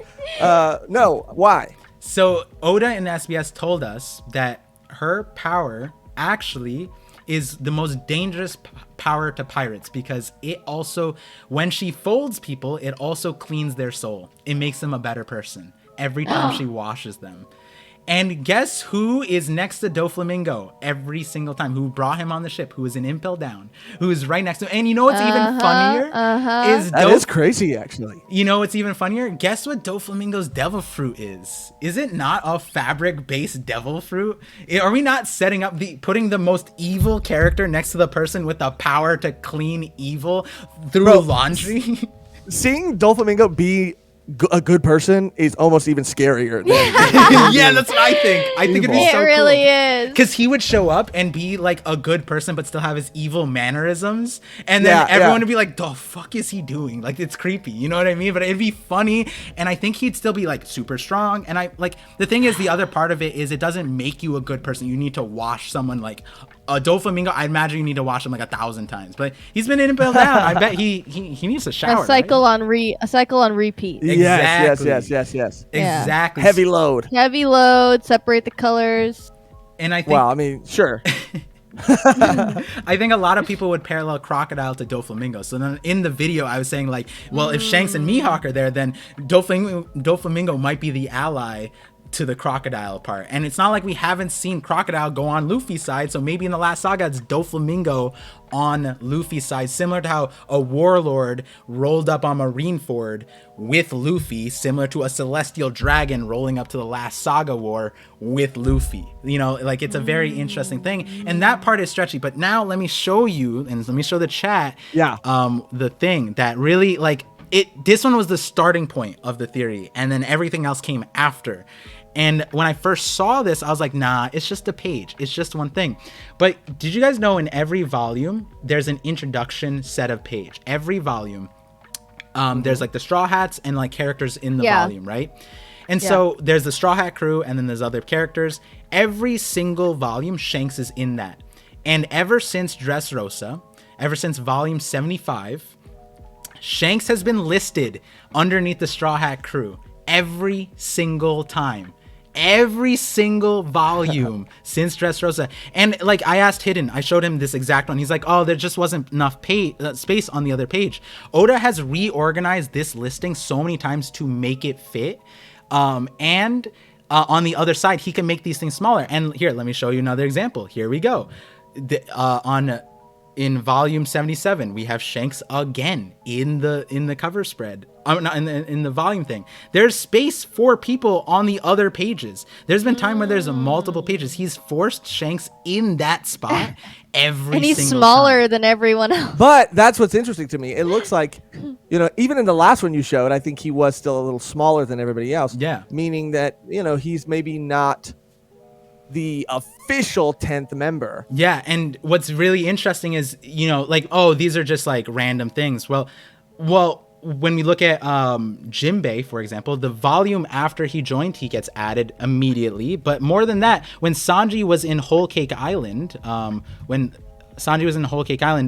Oda had Sanji twice on the thing. One underneath Germa and one underneath the Straw Hats. And it was fading. That's how much detail he had. Because at the time, we didn't know if Sanji was going to be a Straw Hat. And he like beat up Luffy and all that stuff. That's how much detail Oda is putting into these... let me try and pull up one. I think this one's a volume. So every single past volume since volume 75, Shanks has been listed underneath the Straw Hats without fail, and Oda has been doing it in a way where he's moving everything else to make it fit. So here we go. Chapter 839, there's another volume. So he has Sanji fading in the panel. That's how much detail he has. Crazy. During Fishman Island, he had Sanji next to Jinbei. Shanks is just there. Shanks is just there. Yeah. In every single one, whether he's even in the fucking volume or not. Maybe it's just because Oda loves Shanks so much, but...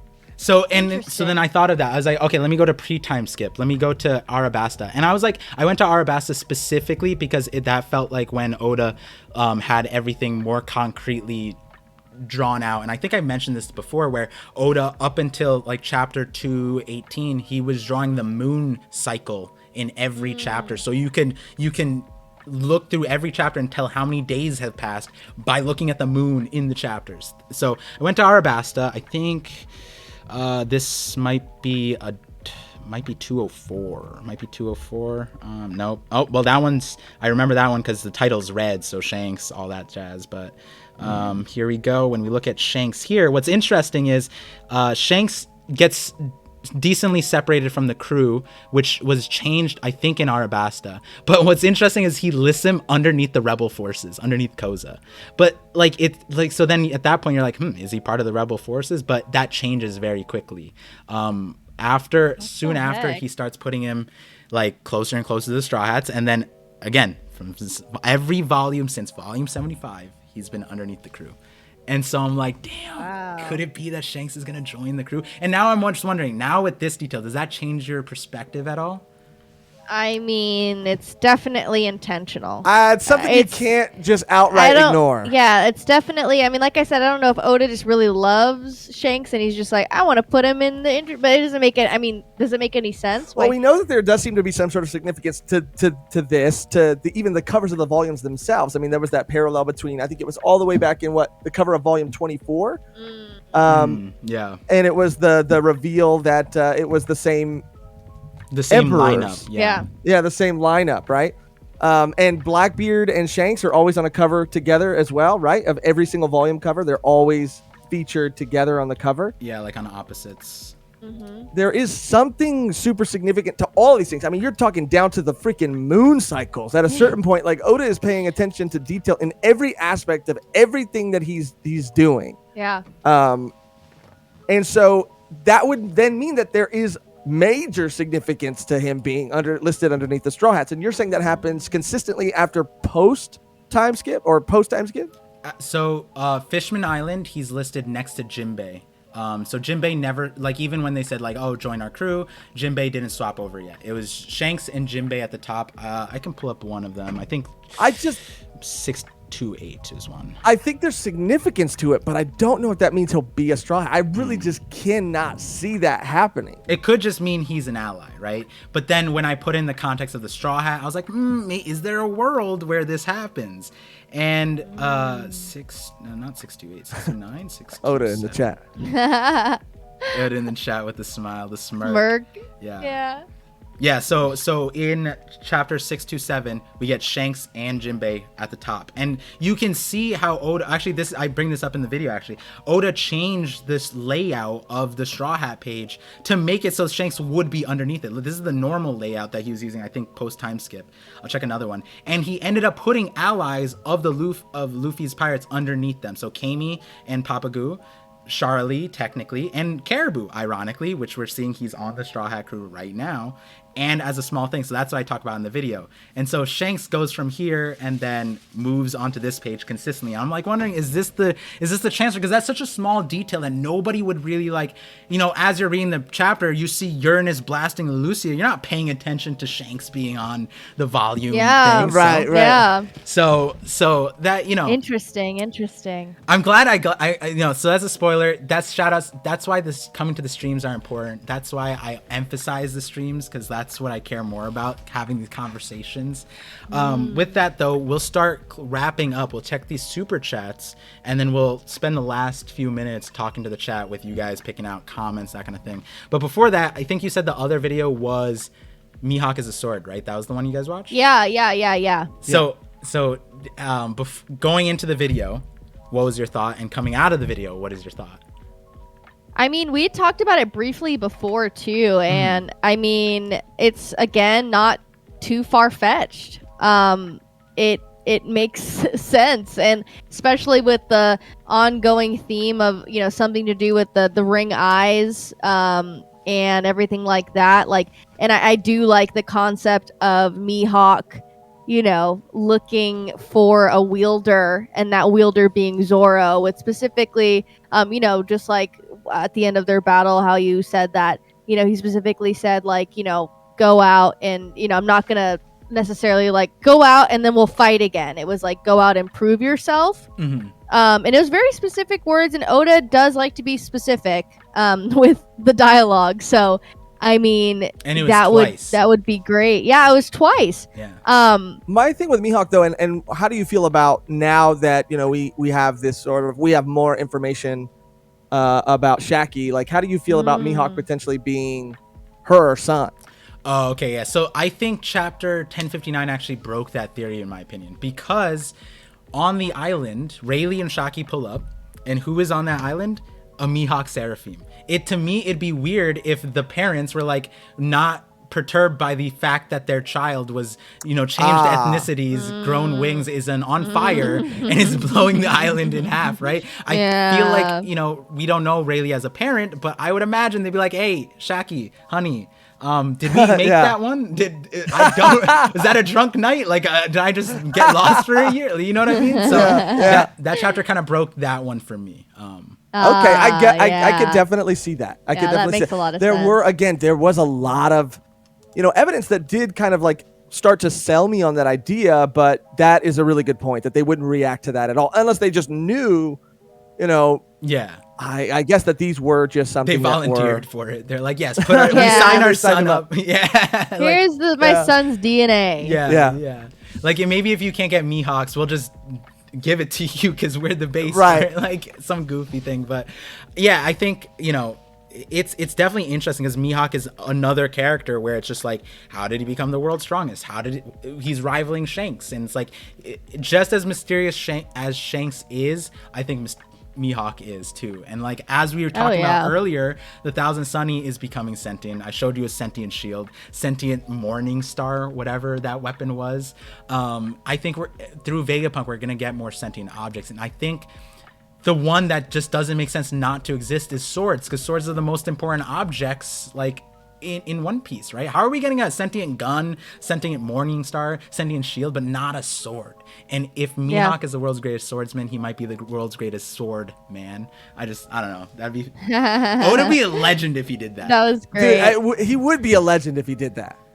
Yeah. And it isn't completely out of the realm of possibility either. I mean, it really isn't completely like out there. Like it could be something that happens. I just don't know again how likely Oda would be crazy for doing it, but I just don't know if it was something that will actually pan out. Yeah. So, and then the other thing, it's like when we see Zoro, I don't even know if I mentioned this, but like the path towards Zoro, it's like he can do sword techniques without a sword even. Like he's like actually just going on the path of being a sword himself. But even another thing with that was, are you guys familiar with Zelda? Like the game stories? Okay. Not unfortunately. Super. Okay. I mean, I played a little bit of Breath of the Wild. I'm not like I'm not a huge Zelda lore buff, but a few comments that I did get was that is a concept within like in Japan more so than America. And that was actually something I got. One of the first comments was like, someone thought I ripped this theory from Reddit, and I was like, this is on Reddit? Show me the post. I'm so excited. And they were like, not American Reddit. And I was like, what Reddit? And they're like, Japan Reddit. And I was like, oh. And then he said that like I posted a theory this year. He said like a year and a half ago, people were talking about that idea. I was like, they were talking about this before we got Enma? Like, what kind of nonsense? And he's like, yeah, well, like objects having souls is a thing in like, I think it's solipsism, I believe. So like, I was just like, okay, all right, maybe this isn't as crazy as I thought, because I thought I was spewing out nonsense, but then a lot of people are like, no, this is in fiction that Oda would look at. Zelda is one of them. That's like a classic that a lot of people would go to for inspiration. But then also just lore wise, I think like it is an interesting one. And again, it doesn't have to happen, but like I think it'd be cooler. Yeah, no, I mean, if you're familiar with Bleach, I mean, we just read the full Bringer arc, and that's a heavy theme in that too. Yeah, the inanimate objects have souls. Right. So it's there. So, with that being said, thank you guys for checking out those videos in the first place. I really liked the reactions and the input, and this is my favorite part of it. Like, if I could talk to somebody about these theories every single time, I would. And for those of you guys in the chat, like, that is probably my favorite part of making these videos, is seeing your guys' comments. So please comment, but also when I put up the premiere, come in the live chat, because like that's like permanent reactions, and I do script my videos in accordance to those. I every time I get the live chat reactions, I use that and incorporate that into how I write my next script. And so you can see that in the Godfather Shanks thing. You can see every time someone had a question or anytime someone had like a reaction, I immediately addressed it right after. And that's a testament to how active you guys have been and how helpful you guys have been to the channel. So we're gonna check out some super chats, and I don't want to step on that, but I do want to. A couple people have mentioned Funk Freed. Oh yeah, exactly. And how that. So there is technically precedence. Precedence for that as well. And I just want to shout out the chat. It was a couple of people mentioning it. Yeah. So. Definitely go check out that video, because I do mention a few other things, because I like the whole point of it is like this part of my theories is like, is this something Oda would do, right? And so my line of thinking is like, well, Funk Freed, we've seen like we've seen like the way Enma almost killed Zoro. Like that's, I mean, we're talking about an inanimate object killing one of our favorite characters. Like I think we have to give that thing a soul. I think it has a soul. I think it could do a lot of things. Shadows have souls, right? There's so many things, right? So definitely thank you guys for your input on that one. I'm excited. Definitely. Yeah, it was fun. Like I said, I mean, everything that you were talking about, and even me, I was like, going off like in my notes. I was like, what if because you mentioned that what if not Roger, Shanks went to Marineford and buried Ace and Whitebeard. Like, what if Ace like got their DNA before he buried them, and like he was doing some underground shit. But like, what if like what if Shanks he started like dealing devil fruits after the Goma Goma no Mi, like he knows where to get devil fruits at the source or some shit. Like, I don't know. Yeah. I mean, yeah. I mean, it was curious in that, because I mean, obviously the government would have Ace's DNA, because when he was in Impel Down, they could have had access to it. But it was interesting that you noted that in that video that Shanks was the one in charge of burying. Yeah, it's like, did he just come for that? Like Whitebeard. Yeah, how convenient. Like, bro could have showed up earlier. Like, he didn't have to wait until after he died if he wanted to be helpful. And like the thing, right? Yeah, and the Gorsei too. He wanted to stop Blackbeard, but then he was just like, didn't show up for it. Yeah, right. Yeah, and the whole council, like, I want to talk to you guys about a pirate. I'm like, how are you sitting down with them right now, all comfy, cozy, freaking chummy? Like, it's a little too chummy for my taste, okay? And that's all I'll say. Yeah, I agree. So I'll shout out Van VTuber. I think he came to my channel from your guys' stream. So VanTuber's goated. VanTuber. We love VanTuber. Yeah. Giga Chad over at Volume 1 podcast for sure. And a Giga Chad here too. He's always I think Van VTuber's in my Twitch streams more often than my YouTube streams, which shout outs to that because I have way more Twitch streams. He said, my favorite people talking about my favorite thing, loving the conversations. Love VanTuber. Thank you. Much love to you, Van VTuber. And what I will say is, it is Van VTuber. Yeah. We just say VanTuber, but I'm sorry. That's our little nickname for Van VTuber. We're so formal. We're so casual. We just call them VanTuber because we leave the V out.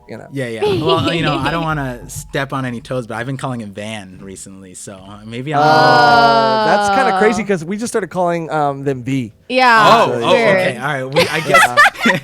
Yeah. It's called V. That's the next level. So with that, like, it's closing on time. If there's chats that you want to shout out, but tell everyone where you are, where to find you, what you guys are doing. That was the whole point of this stream entirely. So you guys have the mic until you guys are, leaving out. Sure. So we are Volume 1 podcast. We cover anime and manga. We put out videos probably 3 times a week, if not more. We go live every Tuesday, which is what we call Community Live. We changed it from Wednesdays to Tuesdays. To Tuesdays, and we talk about anime and manga news, what's happening in the community, and also, we do figure unboxings. We talk about the One Piece TCG card game coming out soon. And we just have a great time on there. And we cover long series too. We're going to be starting JoJo's Bizarre Adventure soon. We just caught up on One Piece, so we're done with that. So we're moving on to our next done per se, which we call our series that we review fully. And we do obviously chapter reviews of One Piece as well. One Piece chapter reviews, Chainsaw Man chapter reviews, Berserk. Kind of off and on when we have time, which we hate that. It's just sometimes you just feel like you don't have time to get to everything you want to get to. But yeah, we do a bunch of stuff. Chapter reviews for sure. And then we're going to be starting soon. Actually, I mean, we filmed our first reaction to. We reacted to Megumi Ishitani, 2 of their episodes, directed One Piece episodes. And we're going to be reacting to more One Piece episodes as well. We're going to be reacting to the Bleach 1000-Year Blood War arc when it comes out. Chainsaw Man anime. I mean, we kind of do everything, and that's kind of like a good and a bad thing. It's good, it's great, it's fun, but we try to keep it as organized as possible by releasing things on certain days. So just come check out the channel if you haven't already, and just kind of see. You can see for yourself all the things that we do, and hopefully there's something there for you. Yeah. Yeah. I might be coming into more streams then, because I've been Chainsaw Man's coming out, so I'm gonna be watch partying that. But then all these other JoJo's is something everybody's been wanting me to get into. So if you guys are doing that as a series, I'll probably be in the chat. Damn. But yeah, and if we're doing, depending on how far you get into JoJo, then we're going to be bringing on guests for those episodes too. So if you're at that point in the story, if you do get that far, we'll have you on for one of those discussions. We'd love to. Damn, now there's a business incentive to come on.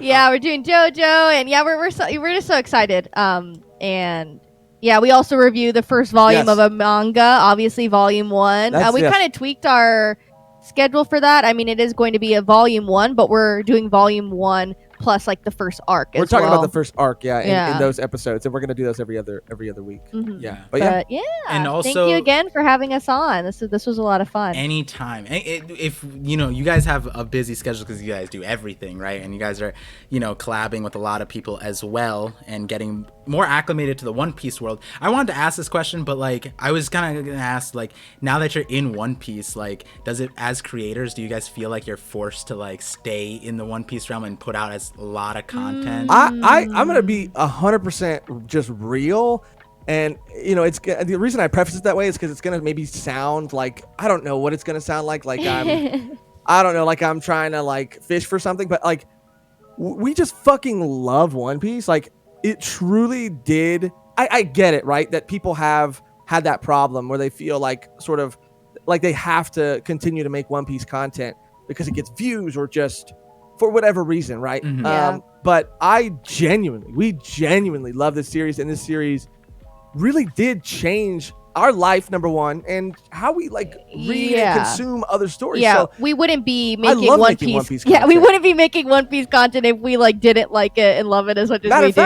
Matter of fact, we purposely wanted to rearrange our whole schedule, not because we like had to, but we wanted to include chapter reactions and chapter discussions. Like, sure, yeah, honestly, the truth too, yeah, they people do enjoy those, and there are views on those videos. People do enjoy watching them, but also like we wouldn't be doing it if it was just for that. Like, we enjoy it. So we rearranged everything so that we could do that because we wanted to be a part of the conversation. We wanted to talk to other YouTube. That's why we caught up. We saw everyone else having fun, and we're like, "Damn, we want to be there. I want to go to there. I want to go to there." Yeah. Like, that's what I was getting at, right? Because like you guys were doing the volume arc stuff, and then you guys changed your format to incorporate the weekly schedule, and that's not an easy thing to do when you have, like you said, you're doing everything. And so one last thing that I wanted to shout out too is that also, if you guys, do enjoy their content, definitely join as like a Patreon or a member, because unlike me, they actually make it worth it because they have early releases for their videos. But then you guys also have exclusive stuff that like I kind of want to see too. So, maybe. Oh, yeah. We do a volume 1 extra, we call it. And it is just like a general podcast about just like life or like what we're watching outside of anime and manga. TV, and the last one was pretty crazy. We did like a 20 questions or whatever, and Josh Josh let out a lot of truths in that episode. Yeah, we've talked about like in some of those, like, because we do like to keep our channel anime and manga, we in community lives and stuff, we'll kind of like go down some different roads and tangents, but in our volume 1 extra, we do talk a lot about what we're watching, and a lot of times that could be a Marvel show or a Marvel movie or a A24. We watch a lot of A24 movies, so we always talk about those. And just really anything we're consuming, anime and manga, but also everything outside of anime and manga too. Behind the scenes stuff too. You get all that. Yeah. So, and it's video and audio too. And it's on the lowest tier as well. So anyone can get it if you, Preach. Yeah. So if if you guys really enjoyed this conversation, which I hope you did, because like this conversation brought me closer to them too, definitely consider supporting them. I want to see them continuing to do this like for the entire, like as long as they can, that's what it is. And before we close out that One Piece talk, shout outs to you guys. It is super chat.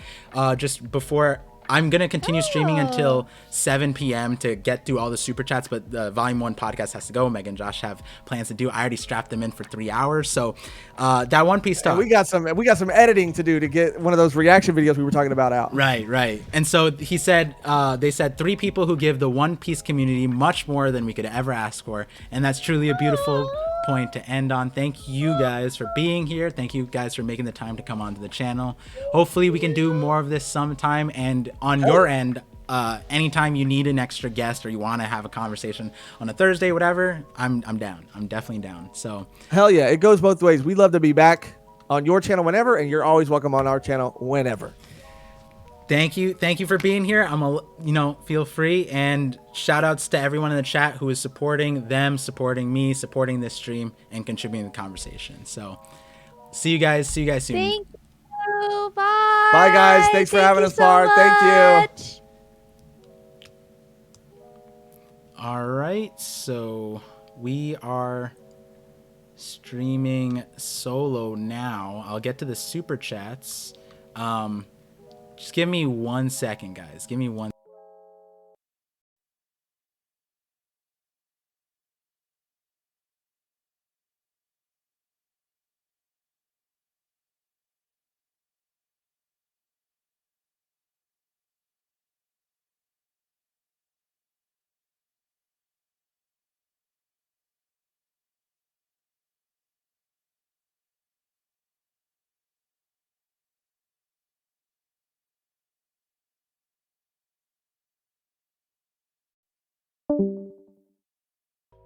All right, now we are officially back.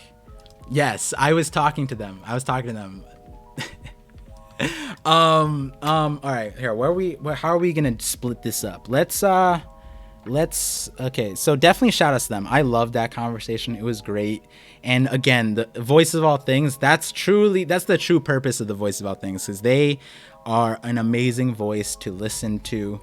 Great takes, great perspective, very genuine. You can tell, like, that's what like that last question that I asked them was really something that I didn't need to ask. I just wanted them to clarify, because like when I got into their content, it was like, damn, like, are they gonna catch up with One Piece and then they're just done? Are they just gonna wait until the last saga's like more through and then catch up? But no, they acclimated, they changed their entire structure to make One Piece a weekly part of their life. So that being said, we are going to talk about One Piece a lot more just in a second. Once I figure out what I want to put, I'll just put it here. We'll leave it there. I'll get through the super chats and I'll check out the stream. Oh, another thing, I think, actually, let me check this out. Did Crunchyroll put out the JJK special? Because we're gonna watch party that.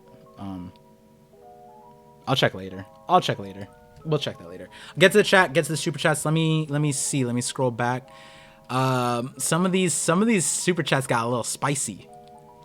No, Fandom Greyfire, I'm not putting it on the feet pick. So, let's see.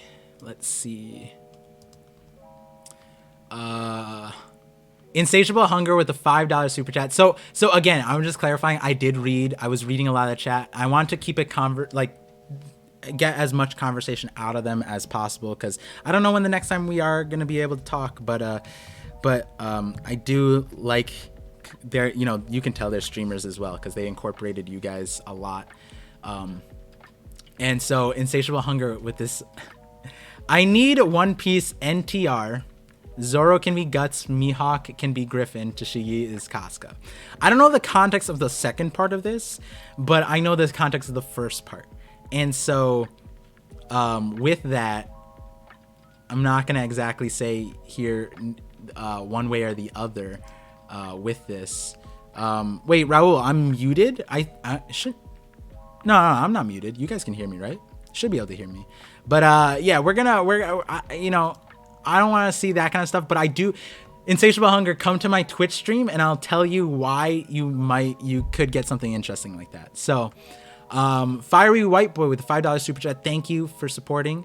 Hey, since we're seeing more sword members, do you think Law is going to end up on Egghead, G14-2? Just a thought. I think Law is on Elbaf. But you bring up an interesting point. We have sword members. It might be an interesting thing that he gets outed. He gets outed through by the Straw Hats interacting with Sword.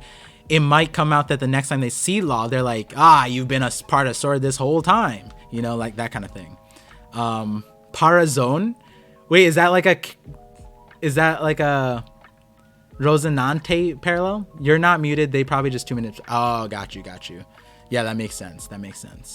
So Insatiable Hunger with the $5 super chat said, I would love a seinen One Piece when Oda said Dofi and Viola's relationship was too dark for One Piece.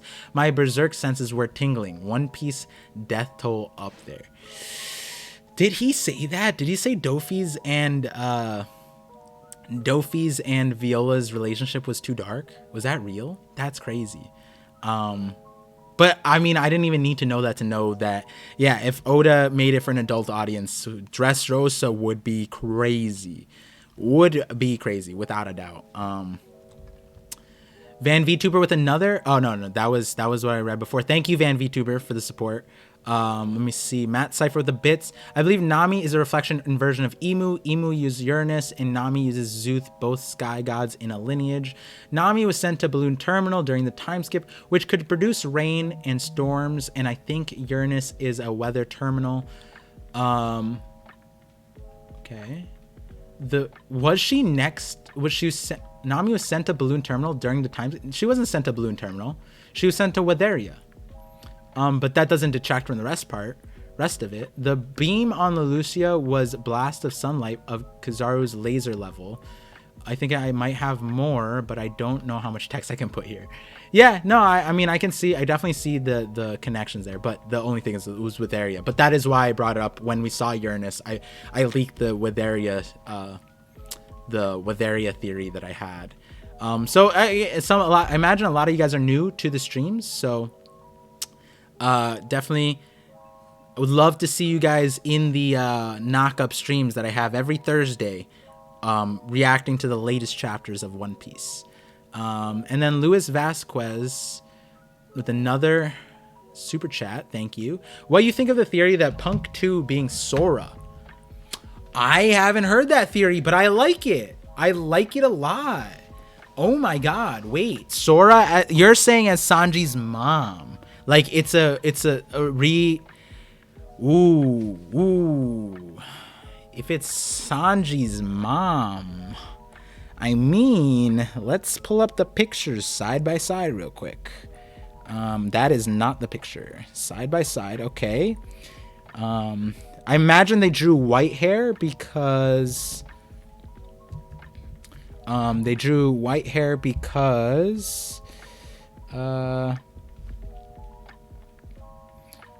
let's see this one.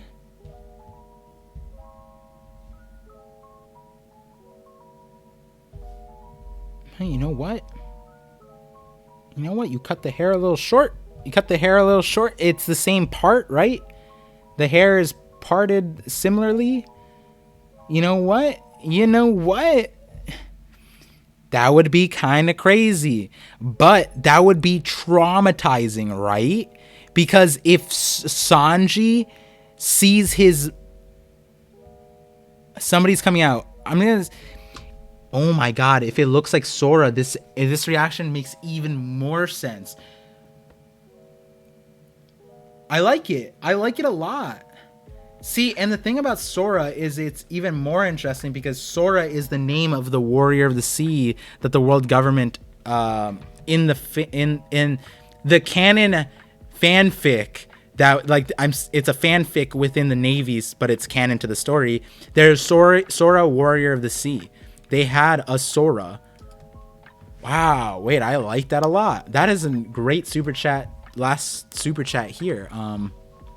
Sora Knight of the Sea is what government's ultimate weapon. Imagine she fights with the government versus Germa solely because they refuse to join them and thusly are branded enemies. Plus, Sora is literally shown in the comments to have a mecha robot. Yeah, we brought that up earlier. I think on a 2 weeks ago, Voice of All Things stream, I believe, or 3 Voice of All Things stream, where I was talking about the symbol. So when we see on that chapter. What chapter was it?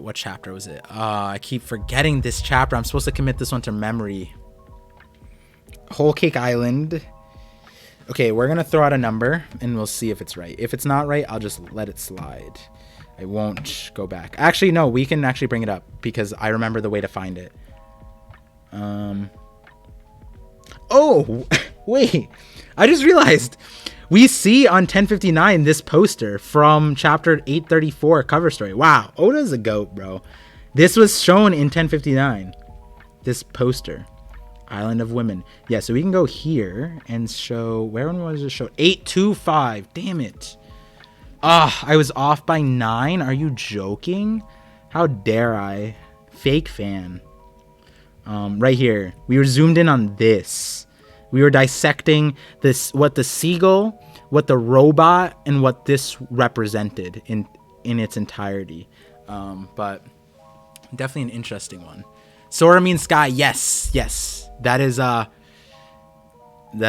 interesting thing. I'm not gonna leak that part of the theory because that's actually in a video coming up. AD Magma, I like your name. Let's see. They had a relationship. Oh God, let me drop the link. B type of lineage. Yeah. First time Sanji is not gushing over a cute girl. That's weird. Yeah, I bring that up in my podcast, episode. So if you type in !podcast, or if you go on my second channel, I upload my analysis. I don't do it on my main channel because it kills me in the algorithm. But in that thing, that's how I was saying. That's why I was saying that Sanji detected Bonnie being a girl from a distance when she was still not visible in the eddy, but here we are, he's visibly seeing this person and not saying it's a female, and that is like a Sanji thing. He knows the heart of a maiden, and so that's how I know. That's why I'm putting a lot of stock into that. One, this isn't a real person, it's a cyborg, it's a vessel, it's a robot. And then two, that this is probably not the Vegapunk that a lot of people want it to be. Not saying that it's not the Vegapunk, right? Like maybe this is done in the image of Vegapunk, but we don't know. Wow, you're still streaming. I left for a couple hours and came back. Well, I think I've been streaming for a total of 3 hours, right? We started three and a half hours, I think now. Yeah, 3.5 hours. And we're going to close out. So I got through the super chats. I said I was going to stay until I finished all the super chats. I'm 13 minutes ahead of time. So I'll just be keeping up with the chat, but I'll be closing out the stream otherwise. So I really do hope you guys enjoy the stream today. Volume 1 podcast. They new supernovas on the scene, and I really do. I think the reason why I'm so drawn to their channel is because I really want more people to experience One Piece, not just the way they did, right? Because when we tell people to read One Piece to catch up with the thing, we don't mean like, hey, read it in 3 days, otherwise you're not a real one, right? Like, take your time. You still have time. Take your time, read it in a year, whatever, catch up. That's it. You know what I mean? It's not like that. And then they are a great examples of what the future of One Piece community is going to look like. People who just caught up. I guarantee you One Piece is going to explode with a large portion of the community are going to be people who caught up after Wano. That is the reality here. And then the other part of it is that they are, on the forefront. You see the quality, you see the passion, the genuineness, the way they talk about it. And on top of that, they consume anime, manga. They told us how many things that they read and consumed. And it's like they're more ways than one, a great face of the community in getting more people into the community.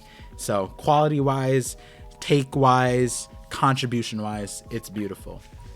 And I think so tonight, unless the JJK special doesn't post up, I'm gonna do a stream tonight for the JJK thing. That's on my Twitch. So if you're new here and you enjoy my presence, right, then come through on Twitch, because I stream way more often on Twitch. And I'm gonna be watch partying all the fall season 2022, watch partying that, 100% watch partying that. So come to the Twitch. Excited to see you there. Let me know if you came from Volume 1 podcast or you came from the stream. If you come to the Twitch, let me know for sure. Yeah, and I'm gonna have that. I spoiled a video today in the stream. I don't do that too often. I do that when I get really excited, and they did draw that out of me. Hopefully they thought it was interesting, but look forward to that video. Show some love. Just give me an algorithm boost, a comment here and there. And I do add some points that I didn't bring up to them in that video. Anything else? Knock up stream. Oh no, this is break week. Oh my god, I have so many videos. Oh my god, wait, I have so many things to post. Oh my god, there's a Fishman Island one. Oh, there's gonna be I have a TikTok short lined up. I'm gonna record that right after this. Oh my god, wait, I'm so excited. Oh my god, it's a break week. I forgot it's a break week. Wait, do I have anything scheduled in the break week? Wait, this is the break week? Oh my god, wait, I knew this is a break week. I'm having Sensei on this week. So Sensei is a large content creator who is taking a break from One Piece and recently got back into it. And that's the primary focus, I think, of the conversation, right? Again, voice of all things. He's a voice in the community. Definitely want to highlight him out. And I'm excited for that. So on Thursday, the 29th, me and Sensei will be streaming on this channel for the knock-up stream. Well, it'll be voice of all things, so we'll be there. Big Sin, yup, love to see him.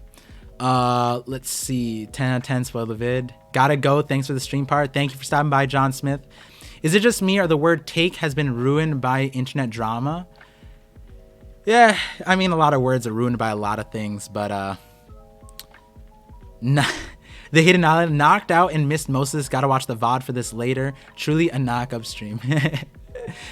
Don't worry about Hidden Island. And you know what? Maybe I'll... Oh, I forgot to show Megan the thing. Oh, I wanted to show her Nara. Damn. I'll send it to her later. Oh, damn. I wanted her reaction to that. Hey, ParVision, do you think Kamabaka Kingdom is an outlier in terms of where he sent the Straw Hats during the time skip? No, I don't think it's an outlier. I think that Ivankov was going to be a valuable mentor towards Sanji, right? Rayleigh to Luffy, Mihawk. I think the Monster Trio were sent to the islands based off of their mentorship. And I think the rest of them were sent to places to give them connections to the Void Century. And then the Frankie one is an interesting one. But yeah, I mean, I did shout out your other videos and your theories, Hidden Island. I mean, we talked about Rome Piece a lot, so they were definitely excited about that. They were one of the first people I talked to about the Seraphim thing too. Oh wow, the chat's popping. See, this is the thing. Anytime I say I'm gonna start closing out the stream, the chat's like, no, you're not leaving me right now. You're streaming forever. Jetstream Phantom. Whoa, we got another Phantom here. Welcome to the Twitch chat. With the clone of Mihawk, do you still believe in the theory that he is a sword? I think that disproves it. You know what? I think that it'll be interesting to see, because one thing we do know, or one thing that we can ascertain right now, is that Mihawk's one might be an outlier. I feel like all the Seraphims, other than Boa's, including Boa's, is going to have the star eyes, and Mihawk's is going to be the only one that has the eye thing. And with that in mind, I think that because all things are living, and if you give something a significant willpower, it can be recreated. So I don't necessarily think it disproves it, but I do see how that Seraphim could lower the ranking of that theory in a lot of people's minds. But on my end, I think that it's still there. I think it's still there, mainly because Vegapunk is wild. That's a main reason. But two, I think that's a testament to willpower in general. That like we have a character like Papagu who is who willed himself to speak, to believe he was human, right? We have that as a thing, and that's someone I brought up time and time again. I left a comment on your Rome Piece video about PX naming schemes for the Seraphims. I hope you saw it. That the Rome Piece video is Hidden Islands. We are gonna get Rome Piece Part 2, but if you're talking about the Davey Back one, I'll definitely check that out. But if it's on Hidden stream, I'll definitely search through his comments to find it. Punk 2 has a similar armor design, special with the helmet like Sora. So let's see it. Let's see the helmet. Okay, that's what we're talking about. And then this is what we're talking about.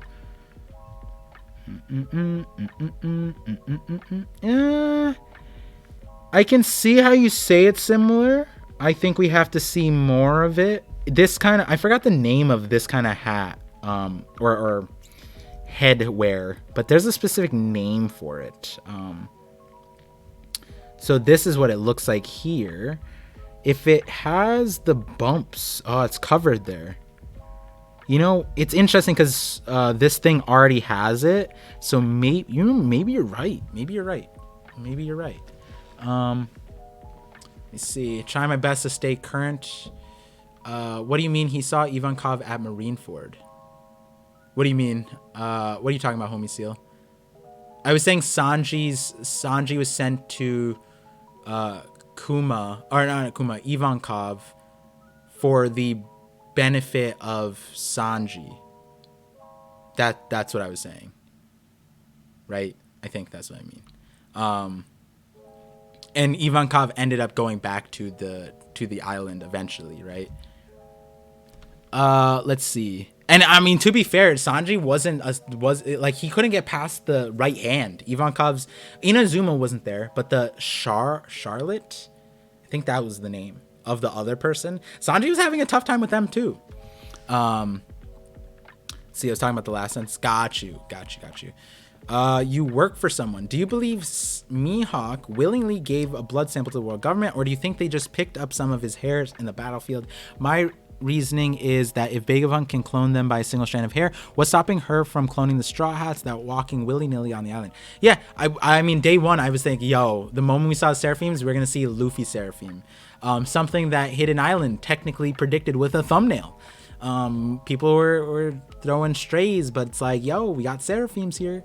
I think that the Warlord system, it was like they did something to process them. Something similar along the lines of in Impel Down, they had to sanitize and they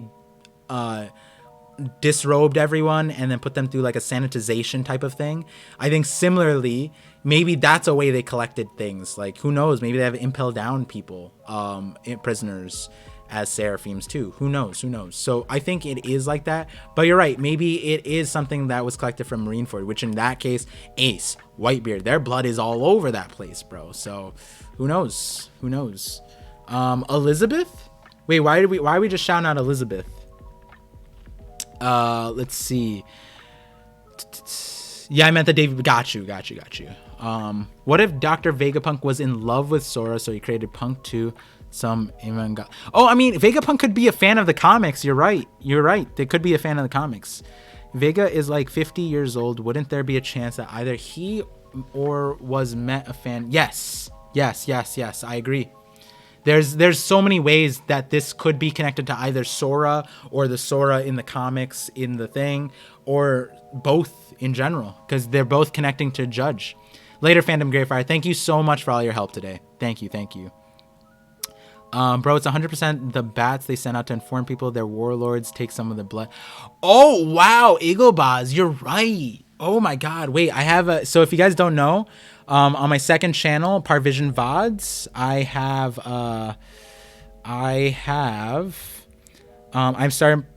I'm on TikTok primarily. That was where I started, believe it or not. But I posted something that technically, where's my VOD channel? There it goes. The tagline to hook people in is that Batman runs the world and Emu is Batman. So let me just mute this real quick. Oh, it is muted. So when they send out the Warlord invites, they use bats, and bats suck blood. But would Mihawk let this thing bite him though? It'd be interesting. That's an interesting connection. The Germa Kids or the comic strip with Sora comes first. If the comic came first, I'd be interested to see where the inspiration for the comic strip would be. Where the other, I don't know if we know if it was one way or the other. Let's see if it was said in the manga itself. Read that. I think Maybe they were concurrent. But the thing is, if they were concurrent, the Vince Milk kids would have been kids at the time. Because the way Law talked about it was like while he was a kid, I believe. But yeah, gotta go. Great stream part. Thank you for stopping by, Lewis. Thank you for all the support. Thank you for all the love. With that being said, I am going to close out the stream right now. And thank you guys again for the chats. I'm looking forward to seeing more of this energy on the other streams. Looking to see some familiar names in the future streams. And also,